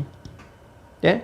Makanya tadi saya tegaskan kan, kita itu nanti muaranya mau seperti apa, passion apa yang dipilih untuk persiapan-persiapan ke sini. Karena itu kita bisa bikin peta kan, imma saya akan wafat sesuai dengan ajal, gitu kan? Ini pasti niscaya karena gerbang menuju rahmat Allah itu gerbangnya kematian. Untuk pindah ke waiting room gitu kan, di alam barzakh itu, di kubur, kan ini gerbangnya. Maka rencana apa yang disiapkan ini sampai menjelang kematian yang kita tidak tahu. Betapa indah ya sahabat kami, Masya Allah gitu kan. Ya, tokoh kita juga itu. Wali Kota Bandung kemarin, Bang Odet, Muhammad Odet Daniel itu, Masya Allah itu orang baik itu ya. Dan saya juga Alhamdulillah menyaksikan kebaikan-kebaikan beliau. Ya, terakhir saya bertemu beliau hari Jumat di Jakarta dalam satu acara gitu kan. Dan wafat juga di hari Jumat, Masya Allah, mau khutbah gitu kan, setelah sholat sunnah di Mujahidin, Masjid Muhammadiyah di Jalan Sancang itu, ya saya juga pernah ke sana gitu kan, tahu keadaannya itu, Masya Allah. Dan sholat sunnah, mau khutbah, ya, dan dimuliakan di hari yang baik, di waktu yang baik, keadaan yang baik, di tempat yang baik, bersama orang-orang baik yang sedang ibadah. Nah, itu apa ya, men-trigger kita, dan kita nggak tahu di mana kita akan wafat, ya, di mana dan kapan kita akan meninggal. Karena itu yang terbaik menyiapkan diri. Ya, di Quran surah 31 ayat 34 itu kan jelas lima hal yang kita nggak tahu. Semua hak milik Allah Subhanahu wa taala. Ya, innallaha 'indahu ilmus sa'ah, tentang kiamat, wa yunazzilul ghaits, mengatur cuaca, iklim dan sebagainya, wa ya'lamu ma fil arham, hal yang ditetapkan di dalam rahim, wa ma tadri nafsum madza taksibu ghadan, apa yang akan terjadi kemudian, wa ma tadri nafsum bi ayyi ardin tamut, di mana kamu akan wafat. Ya? Karena itu kita harus bikin peta persiapan. Ya, nggak usah kita menentukan karena kita nggak akan tahu di mana dan kapan kita wafat. Tapi kita bisa menyiapkan diri wafat dalam keadaan yang mulia dengan penuh kebanggaan. Ya, di antaranya caranya apa? Mengingat ya supaya dalam saat-saat kita bertindak itu jangan mengerjakan maksiat. Kita bayangkan, rasakan kalau sedang maksiat wafat kan nggak enak gitu. Karena itu kita terkontrol, terjaga. Siapkan amalan. Tadi yang saya katakan dari risalah Nabi ini apa yang mau dipilih kan banyak tuh tuntunannya. Karena itu satu-satunya yang menunjukkan kepada kita secara lengkap berkehidupan yang bisa dicontoh, gitu kan? Itu dari Rasulullah Nabi Muhammad karena mengcover yang sebelumnya. Yang sebelum-sebelumnya kan karena sesuai dengan umat, karakter umat terbatas. Ya, Nabi Isa kan Yesus Mesias tidak berumah tangga, tidak menikah. Jadi nggak bisa ditiru bagaimana pola kehidupan berumah tangga contohnya. Nabi Musa ke atasnya ada babnya sendiri gitu kan. Cuma 10 perintah, yang lain-lainnya kita nggak bisa cover. Ya, dan seterusnya tentang bagaimana cara bertobat yang sempurna. Ya, karena petunjuknya kan dibawa untuk kalangan umat tertentu yang ngeyelnya luar biasa. Ini cara tobatnya pun harus sampai komitmen untuk meninggal dunia, sampai wafat, kan? Yang kalau ada najis disobek karena nggak bisa diingetin lagi. Ya, kalau pada hal-hal yang extraordinary crime itu kan, yang paling susah itu kan ancamannya tinggi, hukuman mati nih, seumur hidup, macam-macam dan sebagainya. Karena itu nggak mau lagi ke situ, ya, untuk dikerjakan kembali. Nah, Allah tuh memberikan shock terapi yang tinggi. Kalau kamu nih masih ngeyel juga, tobatnya sampai meninggal. Ya kan di Al-Baqarah ayat 54 kan begitu. Ya, wa idz qala liqaumihi, ya kan, ya qaumi innakum zalamtu anfusakum bittikhadhikumul ijla, ya kan, fatubu, ya, kemudian kembali kepada Allah, fatubu ila bariikum faqtulu anfusakum. Ya, silakan. Tobatnya sampai bunuh diri, gitu kan? Artinya mengakhiri kehidupan untuk menunjukkan benar-benar tobat. Itu kasih sayang Allah. Kenapa? Ya, Allah itu sampai ingin memberikan rahmat di titik terakhir dengan meninggal kamu itu kamu nggak ngeyel lagi gitu. Paham nggak maksudnya? Ya, jadi Allah tuh maha tahu. Udah, kalau kamu tobatnya sekarang, ya diampuni. Ini ngeyel lagi habis itu. Ya, ngerusak Nabi lagi. Itu kan belum, Anda bisa kebayang nggak? Baru dibebaskan dari kejaran Fir'aun. Tapak kaki masih basah. Tinggal sebentar dan nyari Tuhan lain. Minta dibikinkan patung, minta ini, minta ini. Nanti mungkin satu saatnya kalau waktunya agak longgar lagi, saya kan kemarin baru sampai ke kisah kelahiran Nabi Musa kan, yang di genealogi Yahudi itu kita turunkan. Itu Anda bisa bayang nggak? Baru diselamatkan, tinggal sebentar.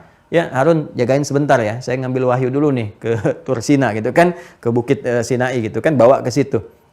Begitu baru ditinggal sebentar, balik lagi apa yang terjadi? Udah bawa sesembahan sapi dengan samirinya dan sebagainya. Karena itu saking tingginya ngeyelnya dan sebagainya, taubat tertingginya dengan rahmannya Allah, dengan rahmannya Allah. Ya, udah, kalau kamu melakukan itu lagi taubat, kamu sampai meninggal dunia. Supaya apa? Wafatnya dalam keadaan taubat, jadi nggak ngeyel lagi. Itu maksudnya. Itu pun masih sesuai ajal. Masih sesuai ajal. Nah, itu kalau kita mengambil kerisalahan Nabi Musa, setiap orang tobat meninggal. Setiap ada najis, sobek, gitu kan?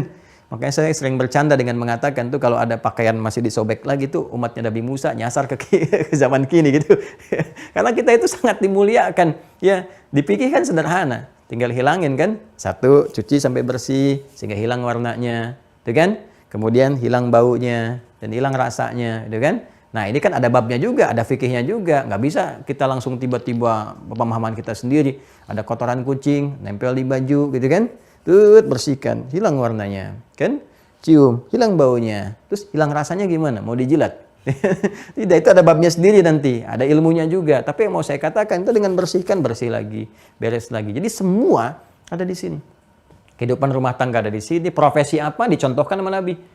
Nabi contohkan pada semua kalangan sahabat. Yang jadi panglima di militer ada, kamtibmas ada, yang begawan ekonomi ada, yang politisi ada, ya, yang pengajar pengetahuan ada, semua ada. Dan menarik, jadi tugaskan setiap tempat, begitu datang berhasil semua.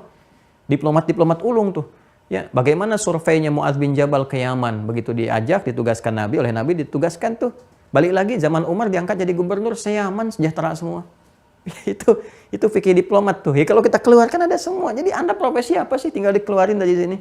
Setelah itu keluarkan, nggak harus semua kita lakukan, semua dipelajari, tidak. Yang menjadi passion kita saja, sama yang pokok yang kita kerjakan, yang sama dengan semua muslim.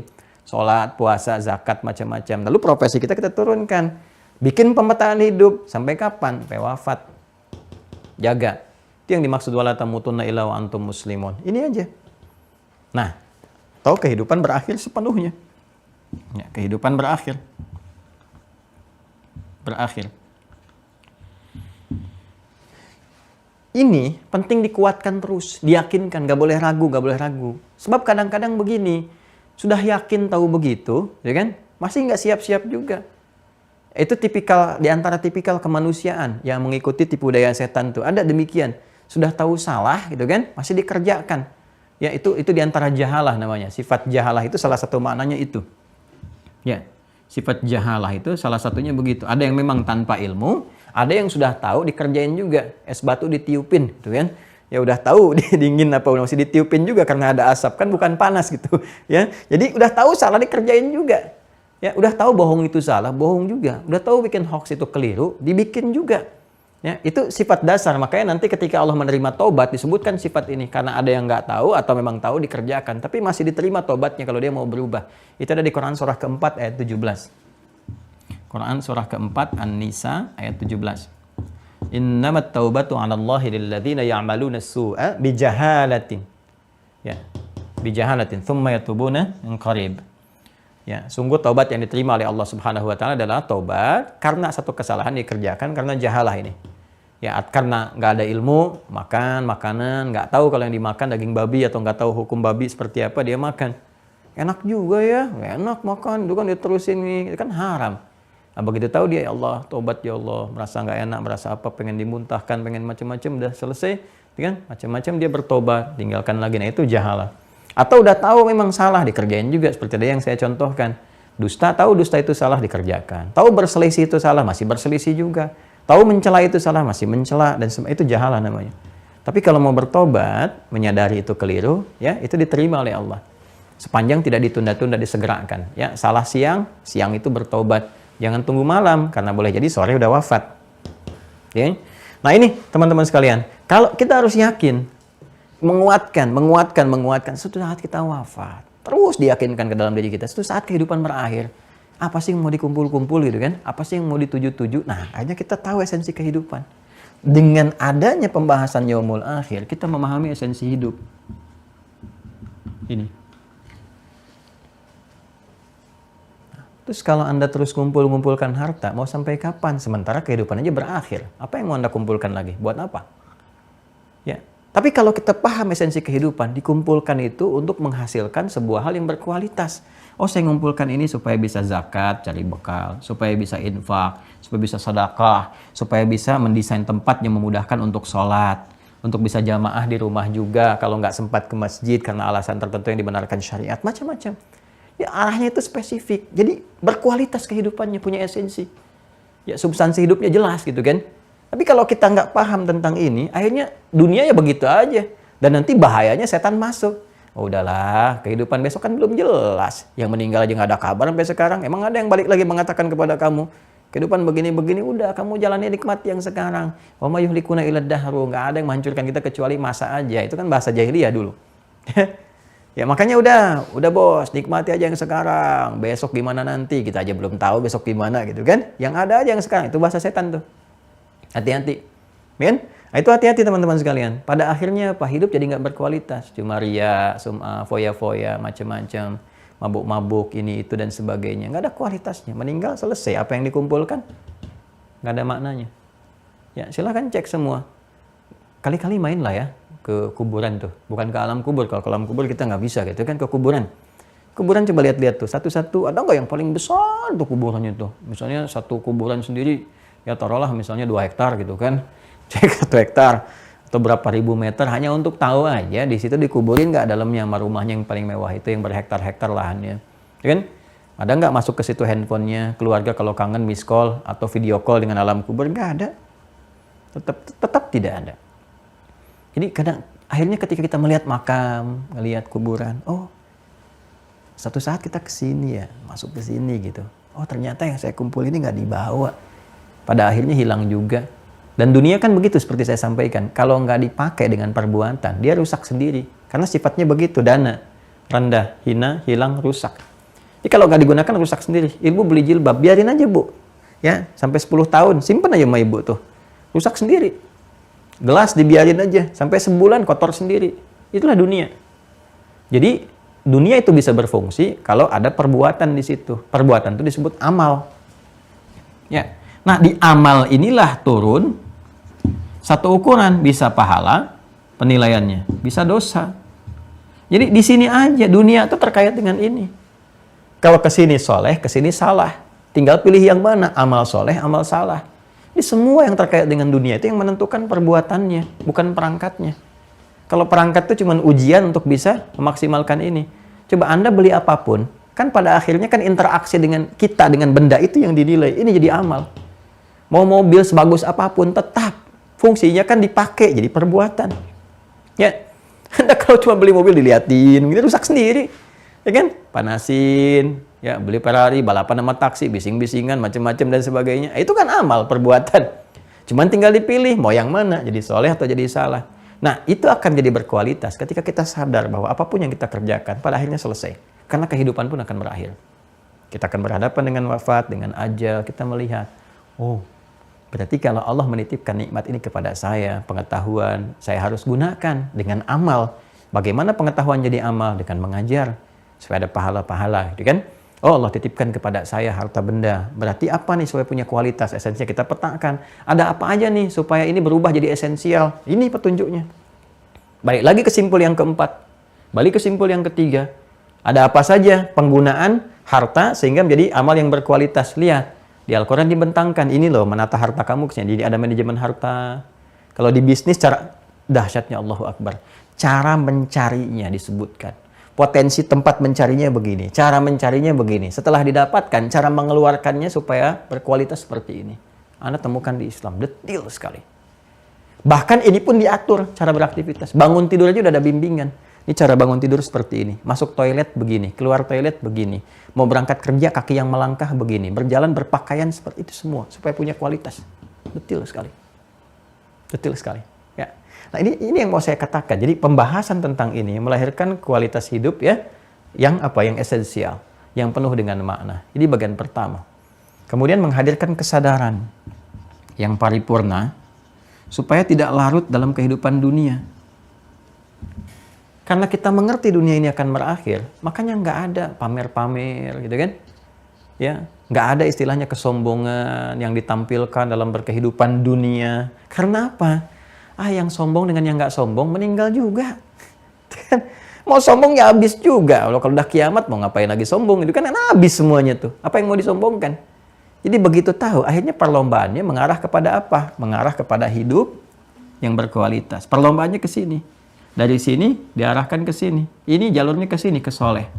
Ya. Perlombaan, sibak kalau dalam konteks fisikal.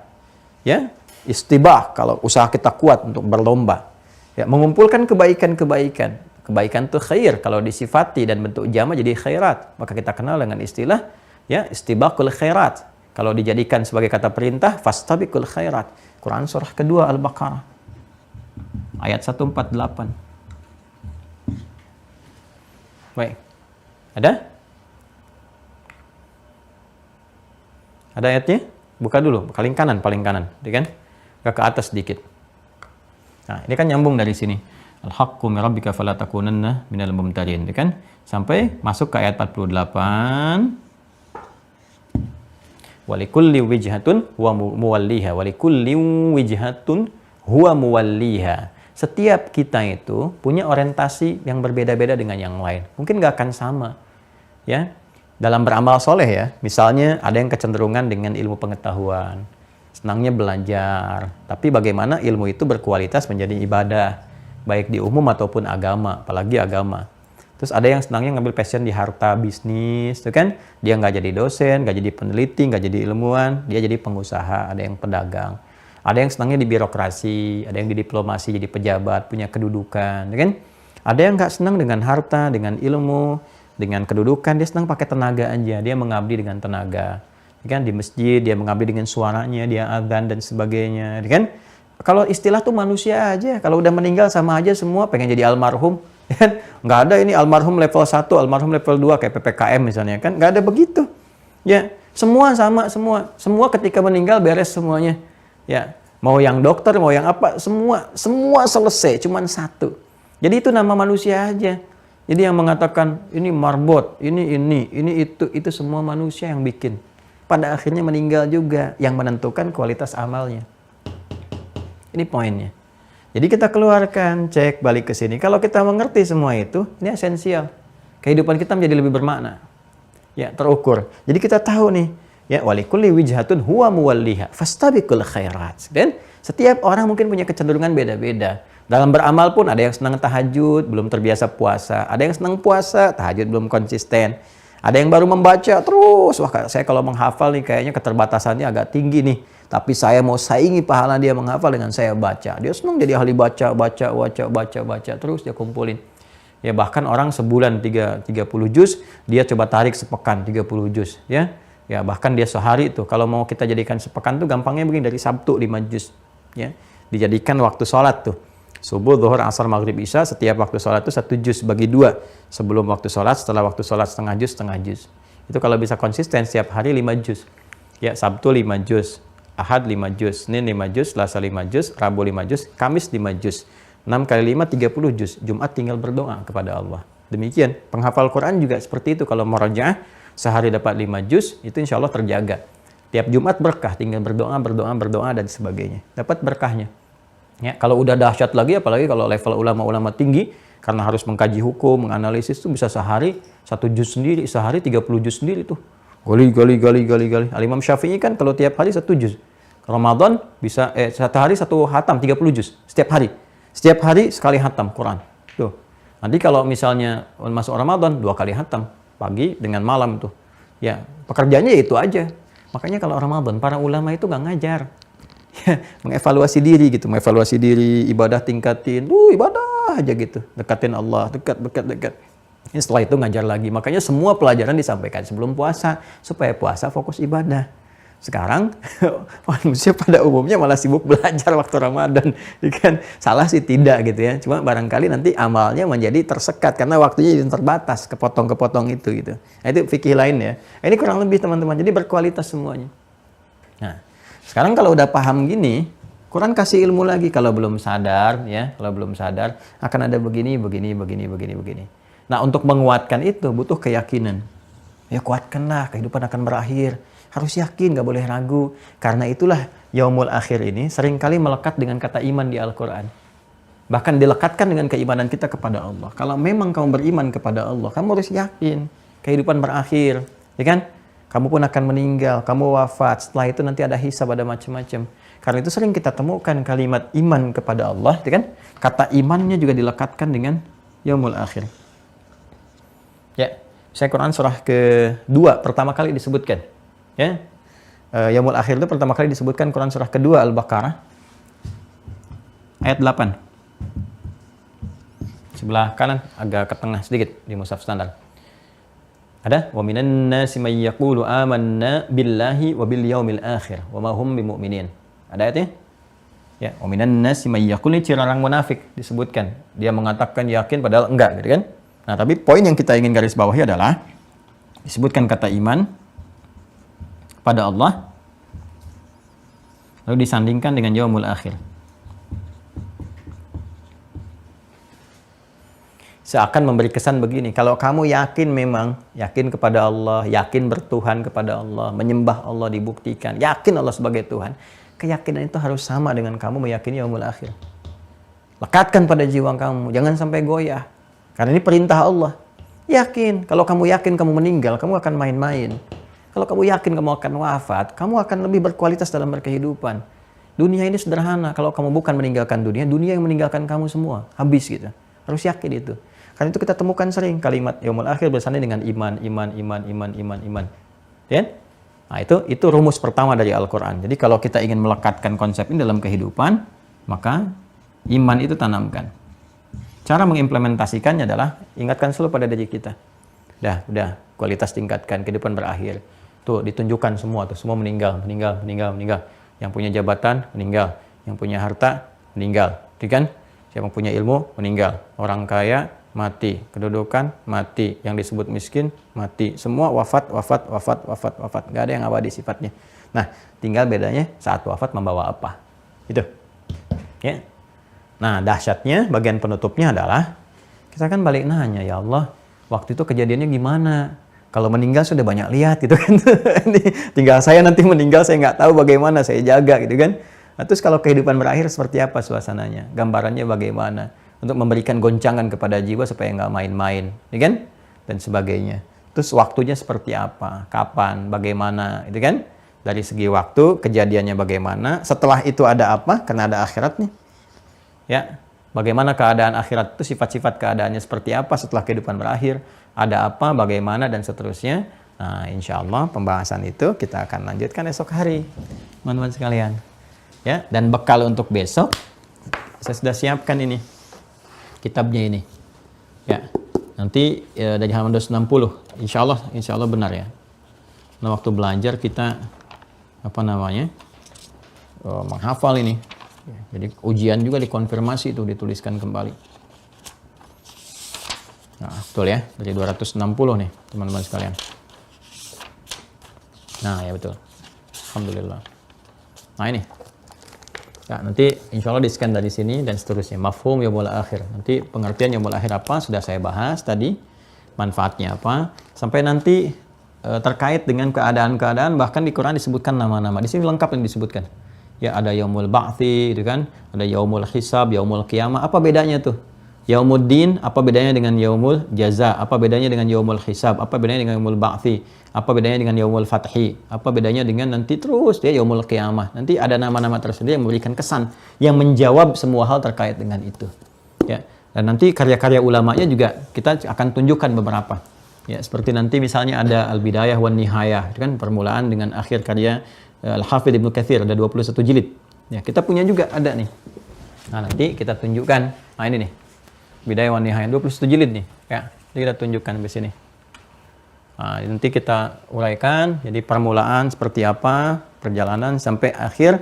Nanti ada juga yang lain-lain kita bahas. Jadi kita lengkapi, di Qur'annya kita keluarkan, ya, hadisnya, kurikulumnya kita tampilkan, karya-karya ulamanya kita hadirkan, tunjukkan gitu kan, karena ini khusus spesial. Kalau saya ngajar di umum biasanya seperti guru-guru kami sampaikan untuk memudahkan gitu ya. Jadi kita rangkum, siapin dulu, ya, dirangkum di kitab-kitab. Bukan nggak bawa kitab kan? Salah pengertian. Jadi kitabnya udah kita baca, udah kita lihat, udah kita riset untuk menggampangkan, memudahkan bikin PowerPoint. Ada sebagian yang menduga nih Ustadz ngajarnya nggak pakai kitab, punya acuan. Nah, jadi sekarang saya tunjukin tuh kitab-kitabnya. Ya, Anda tunjukin, udah ditunjukin kitabnya nggak bisa baca, capek sendiri gitu. Jadi kita tunjukkan referensinya supaya jelas. Nah, hanya saya ingin tutup untuk pertemuan kali ini dengan satu gambaran bahwa jika kita benar-benar menjaga konsepsi ini semua dan diimplementasikan dalam kehidupan dengan tataan kurikulum hidup yang jelas, lalu ditutup dengan kalimat indah la ilaha illallah saat wafat yang disupport oleh amal soleh itu, dengan keyakinan kita bahwa hari akan berakhir, ada suasana ini itu dan sebagainya, apa yang terjadi teman-teman? Indahnya adalah Nabi menyampaikan jaminan surga baginya. Itu lisan Nabi ya, bukan lisan Adi Hidayat, lisan Nabi itu. Itu ada nanti dalam salah satu kitab kita punya nih. Ada, nanti kita bahas juga kan, ini ada kitab-kitab tauhid. Ada kitab Fathul Majid namanya ini. Syarah kitab tauhid. Ya, kitab Fathul Majid. Nanti beberapa kitab akidah kita bahas juga. Ini kitabnya nanti yang di Al-Azhar nih. Yang Mudzakkar Ilmu Tauhid. Ini yang di kurikulum Al-Azhar. Jadi kalau kita belajar ini, kita selesai, nah ini sama dengan di semester sekian di Al-Azhar. Ini buku-buku panduannya ini. Salah satu. Nanti ada yang di Madinah, ini dipakai di Madinah juga. Ini salah satunya ini. Ya, kemudian nanti ada yang standar. Ya, ini ada lagi yang ini nih, yang kalau kecil-kecil gini nih, Al-Aqaid Ad-Diniyah nih. Ya, kita baca nih. Yang kecil-kecil ditunjukkan, yang simpel-simpel, yang anak-anak ngapalin. Ada, kita punya juga. Nanti ada yang agak lebar sedikit, ilmu tauhid. Ini di Kuliah Dirasat Islamiyah wal Arabiyah, ya. Yang ini kurikulum Mesir. Ya. Nah, nanti di kitab Fathul Majid ini di halaman 39 kalau saya nggak salah. Kita lihat ya. 39. Ini konfirmasi hadis dari sahabat Nabi Ubadah bin Samit radhiyallahu taala anhu, ya. Bagaimana Nabi SAW bersabda. Ya, kita lihat. Bismillah, halaman 39. Betul. Ya, ini ya.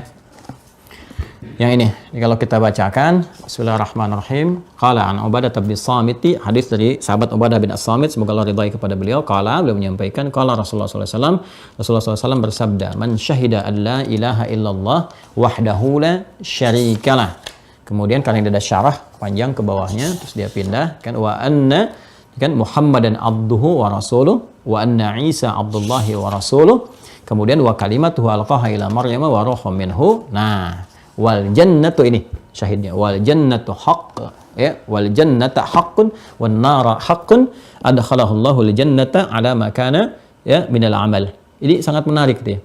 Siapa yang bersyahadat, menyaksikan syahadu alla ilaha illallah, dia wahdahu la syarikalah wa anna Muhammadan abduhu wa rasuluh. Siapa yang bersaksi, ya, meyakini sepenuhnya dan membuktikan persaksian itu bahwa tiada Tuhan selain Allah. Kalau sudah mengatakan Allah kan dua, seperti yang kita bahas ya. Menuhankan Allah, menepikan yang lain, membuktikan itu dengan komitmen beribadah. Caranya bagaimana? Wa anna Muhammadan abduhu wa rasuluh, mengikuti syariat yang dibawa Nabi Muhammad sallallahu alaihi wasallam. Lalu dikonfirmasi wa anna Isa, ya kan? Isa ibni Maryam abduhu wa rasuluh. Lalu dikonfirmasi sama syariat itu dengan yang sebelum-sebelumnya yang dibawa oleh Isa bin Maryam, Yesus, Al-Masih, Masiah, dan seterusnya sampai dengan ke atas. Jadi itu pun Nabi, itu pun Rasul, dikonfirmasi semuanya. Ini menjelaskan pokok-pokok iman sampai ke atas. Ya kan? Apa yang terjadi? Kalau dia konsisten dengan semua itu, dia meyakini itu semua, wal jannata haqqun. Dan apa yang terjadi setelah kehidupan berakhir?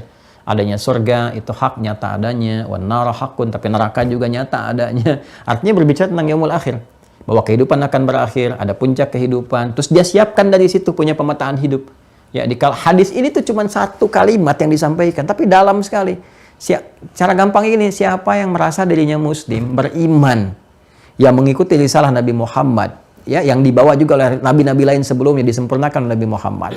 Setelah itu dia memetakan kehidupan, ya, dengan petunjuk yang dibawa, karena dia yakin sesaat akan meninggal. Dia pengen masuk surga, terhindar dari neraka. Dia nyiapkan kurikulum kehidupan. Siapa yang mengerjakan itu? Adkhalahullahu al-jannata ala ma kana minal amal. Ya, maka Allah akan berpotensi memberikan rahmat yang berupa surga berdasarkan amal. Tuh, amal yang dipetakan saat dia hidup. Tadi itu yang kita pelajari. Jadi apa yang saya sampaikan dicakup satu hadis ini. Nah, ini nanti di kitab tauhid, ini kita baca insyaallah. Ya, jadi saya ingin sampaikan yang pokok dulu. Yang diajarkan Nabi itu 13 tahun, kita rumuskan berapa video, kita kumpulin tuh, berapa SKS tuh.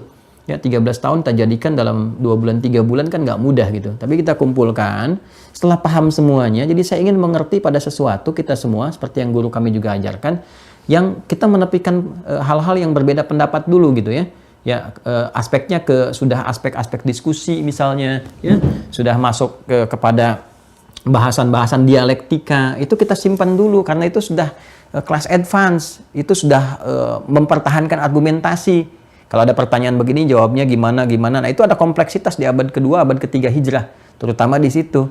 Ketika filsafat Yunani diterjemahkan, macam-macam, kan ada dialektika di situ. Ini diuji nih konsep-konsep ini. Dalam pengujian itu ulama menjawab, termasuk juga persoalan-persoalan yang ada pada masa itu. Ini nanti yang melahirkan aliran-aliran. Ya, termasuk nanti juga ada pengaruh di fitnah kubra. ya secara politik, kondisi politik, sosial pada saat itu, termasuk keilmuan, ini memengaruhi ya dinamika perjalanan-perjalanan sehingga muncul kitab-kitab dan aliran-aliran sampai kekinian. Dan kita nanti punya ilmu untuk mengkantar itu semua. Mana yang benar, mana yang semua berada di ranah kebenaran, cuman cara mengungkapkannya beda karena beda-beda zamannya, ya kan? Apa yang dibawa oleh misalnya Al-Imam Al-Asy'ari atau nanti Syekhul Islam Ibnu Taimiyah, ya punya rumusan begini karena sesuai dengan zamannya disampaikan, tapi mengacu kepada hal-hal yang serupa, menuhankan Allah Subhanahu wa taala, ya tanzihul ma'budil haqqi min sifatil ibad, ya menyucikan Allah dari sifat-sifat makhluk dan sebagainya. Ini konsepsi ini begini, lahirnya kapan, adanya kapan dan sebagainya. Sehingga kita punya wawasan. Ya, jangan sampai nanti kehidupannya mengelompok, jadi asabiyah, fanatisme terhadap kelompok atau hal tertentu, tanpa sadar bahwa sesungguhnya apa yang dibawa semua itu awalnya adalah kemudahan-kemudahan. Kalaupun ada perbedaan pendapat yang ditoleransi yang mana? Ya, yang berbeda yang mana? Jadi semua harus sama di masalah pokok. Kalau ada yang masalah yang furu'iyat seperti di fikih. Jadi akidah juga punya mazhabnya sendiri, fikih punya mazhabnya sendiri. Jadi mazhab ini kita harus tentukan yang benar yang mana, yang menyimpang yang mana. Di fikih kan begitu juga. Kalau ada yang benar, yang seperti ini, gitu kan? Oh ini Imam Syafi'i benar nih, Imam Ahmad benar nih kan, Imam Malik benar, ini fikih yang benar. Imam Samudra ini yang salah, misalnya kan yang harus dikoreksi, misalnya gitu kan? Ada yang macam-macam. Jadi semua ada babnya sendiri. Di akidah juga begitu. Oh ini pendapat yang ini benar nih, cuman cara menyampaikannya konsepnya berbeda karena zamannya seperti ini. Yang salah begini nih, ada kaidah-kaidah yang salah, aliran yang keliru, Qadariyah, Jabariyah, Mu'tazilah, macam-macam sampai ke Syiah dan sebagainya dibahas nanti. Kapan? Nanti setelah kita matang di pondasi ini. Makanya zaman Nabi kan nggak ada pembahasan-pembahasan spesifik, ya hal-hal yang terkait demikian. Jadi kalau kita membawa ke suasana kehidupan Fatrah Makkiyah, ya zaman Mekah yang 13 tahun itu, tenang kita tuh beramalnya begitu aja, nggak sibuk dengan Qadariyah, Jabariyah, ini dia belajar akidah kok sibuk ke situ gitu. Ya walaupun itu harus kita ketahui supaya menghindari penyimpangannya. Tapi kalau jadikan bahan untuk debat, argumentasi, jadi hilang nanti waktunya. Ujung-ujungnya tereduksi amal solehnya gitu. Ya, alih-alih kita memahami aspek akidah diimplementasikan dalam kehidupan, sibuk kita berdebat, mempertahankan argumentasi, dan udah lompat ke abad ketiga Hijrah. Sementara di masa-masa Nabinya Fatrah Makkiyahnya nggak didalami. Jadi kita bisa menilai dengan lebih bijak nantinya dan menghindari hal-hal yang tidak penting, berdebat pada yang tidak penting dan sebagainya, konsisten pada kebaikan-kebaikan dan saling mencintai, ya khususnya antar sesama muslim, juga umumnya dengan umumnya yang lain dalam kehidupan dunia, tentu dengan siapapun dalam kehidupan berkemanusiaan. Tampilkan adab kita yang baik dan semoga Allah ridha dengan itu semuanya. Jadi ini pembuka untuk pembahasan Yaumul Akhir. Besok kita bacakan kitab, insyaallah tim admin akan menyekan, ditampilkan di web. Jadi yang sudah terhubung dengan keluarga besar Mira lebih dari 7.000, aktifkan akunnya ya. Kemarin kita dapat musibah itu yang secara umum, yang ada musibah kebakaran di pusat cyber itu sehingga berpengaruh kepada web, itu beberapa data yang sudah ujian dan sebagainya. Ya ada yang tidak bisa tersambung kembali, itu nggak apa-apa, untuk penguatan Anda bisa masuk ujian lagi misalnya, kan hanya untuk uji pemahaman. Nah nanti yang sudah tersambung semua, alhamdulillah sekarang sudah bisa diakses kembali. Teman-teman masuk, di scan ya, di download, tinggal ambil kayak yang dulu. Nanti saya bacakan, teman-teman simak. Jadi ada ketersambungan apa yang kita bahas dengan teman-teman kaji ya. Jadi insya Allah besok kita ketemu kembali untuk penutup pembahasan ini. Setelah itu mudah-mudahan diberikan kesempatan untuk menutup dengan al-qadha dan qadar. Kalau itu yang pokok selesai, wahyu diuraikan juga tuntas dari Qurannya, dari hadisnya, baru kita bacakan kitab secara cepat. Karena apa yang saya sampaikan juga itu intisari dari kitab ini, beberapa kitab yang lain. Jadi kita tunjukkan nanti secara cepat ya, sekaligus pengayaan-pengayaan. Di kitab juga nanti kita referensikan. Kalau sudah paham kitab ini, baru kita naik ke masalah dialektika untuk informasi. Setelah itu alhamdulillah selesai, kita tinggal jalani, argumentasi bisa kokoh, tinggal nanti kasus-kasus yang disoal. Misal, kasus yang disoal oleh non-muslim, ya kalau misionaris nanya masalah akidah itu apa aja nih? Ya isu-isu yang diambil tentang ketuhanan, turunin nih, sehingga bisa menjawabnya.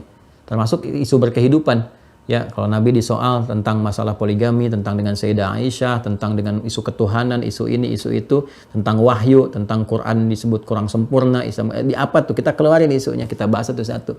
Kita udah selesai masalah itu. Jadi kalau ini ada pertanyaan itu sebenarnya kan pertanyaan yang diturunin aja dari dulu.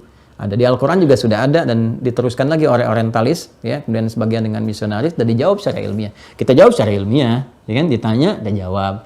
Kan di sini tidak ada hal-hal yang jelek yang dihadirkan, hanya nanti argumentasi yang kita tampilkan supaya kita bisa kuat. Jadi kalau di soal bisa dijawab, ya kan? Kemudian juga ditampilkan secara ilmiah, dan itu elegan sekali untuk disikapi. Ya, jadi nanti satu-satu saya tunjukin, ini kalau ada pertanyaan begini, ini menjawabnya seperti ini, di Qurannya begini, rasionalitasnya seperti ini, hadisnya seperti ini, lengkap. Setelah itu lakum dinukum waliyadin, bersikap yang baik, ya, kirimkan makanan, ya, berlomba pada kebaikan, selesai sampai meninggal deh. Ya, baik ya, alhamdulillah. Demikian teman-teman sekalian, semoga Allah muliakan kita, rahmati kita semua, dan semoga hari ini kita diberkahi oleh Allah Subhanahu wa taala. Tetap istiqamah, doakan, saya mohon doa semoga Allah mengampuni dosa-dosa kami dan keluarga. Mohon maaf kalau ditemukan, dan tentu akan ditemukan kesalahan-kesalahan dalam pengucapan atau lagi uraian. Kalau uraian keliru cepat tinggalkan ya, cepat tinggalkan, dan saya diingatkan supaya bisa kita koreksi. Dan mudah-mudahan dari hasil koreksi ini akan menghasilkan petunjuk-petunjuk kebaikan. Terus kalau salah memahami, konfirmasikan. Kemarin saya lihat ada salah satu di pertanyaan ya, di kolom kajian itu ada yang salah menyimpulkan tentang ceramah tentang tahajud.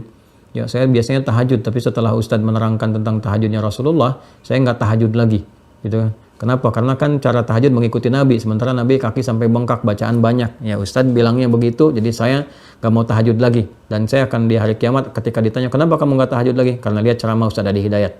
Itu ada di salah satu yang bertanya di kolom itu. Jadi itu salah paham, Anda salah mengerti uraian, itu kan. Kalau bingung bertanya ya, supaya tidak keliru menyimpulkan. Nah, saya ingin menunjukkan kualitas seorang Nabi untuk beramal sebagai contoh bagi kita untuk semangat. Yang nggak akan persis sama apa yang kita kerjakan dengan Nabi, nggak akan mungkin sama. Ya, cuma kita diminta mengikuti sebatas kemampuan kita. Kalau Nabi Al-Baqarah ya, kita mungkin bisa ambil di bawahnya sedikit-sedikit sesuai kemampuan kita. Ya, kalau Nabi misalnya menghatamkan Quran, ya kita misalnya 3 kali Qul huwallah itu Al-Ikhlas. Kalau mampu di situ, setelah itu naik lagi ke atas, sampai semampu kita. Ya, Nabi 11 berkualitas, ya kan? Kita ingin pecah-pecah di 23, silahkan supaya agak lebih pendek, berdirinya ringan, atau kita baru sanggup 2 rakaat, ya, kemudian witirnya 1 boleh, sampai kita bisa mampu dan konsisten sampai wafat. Itu maksudnya.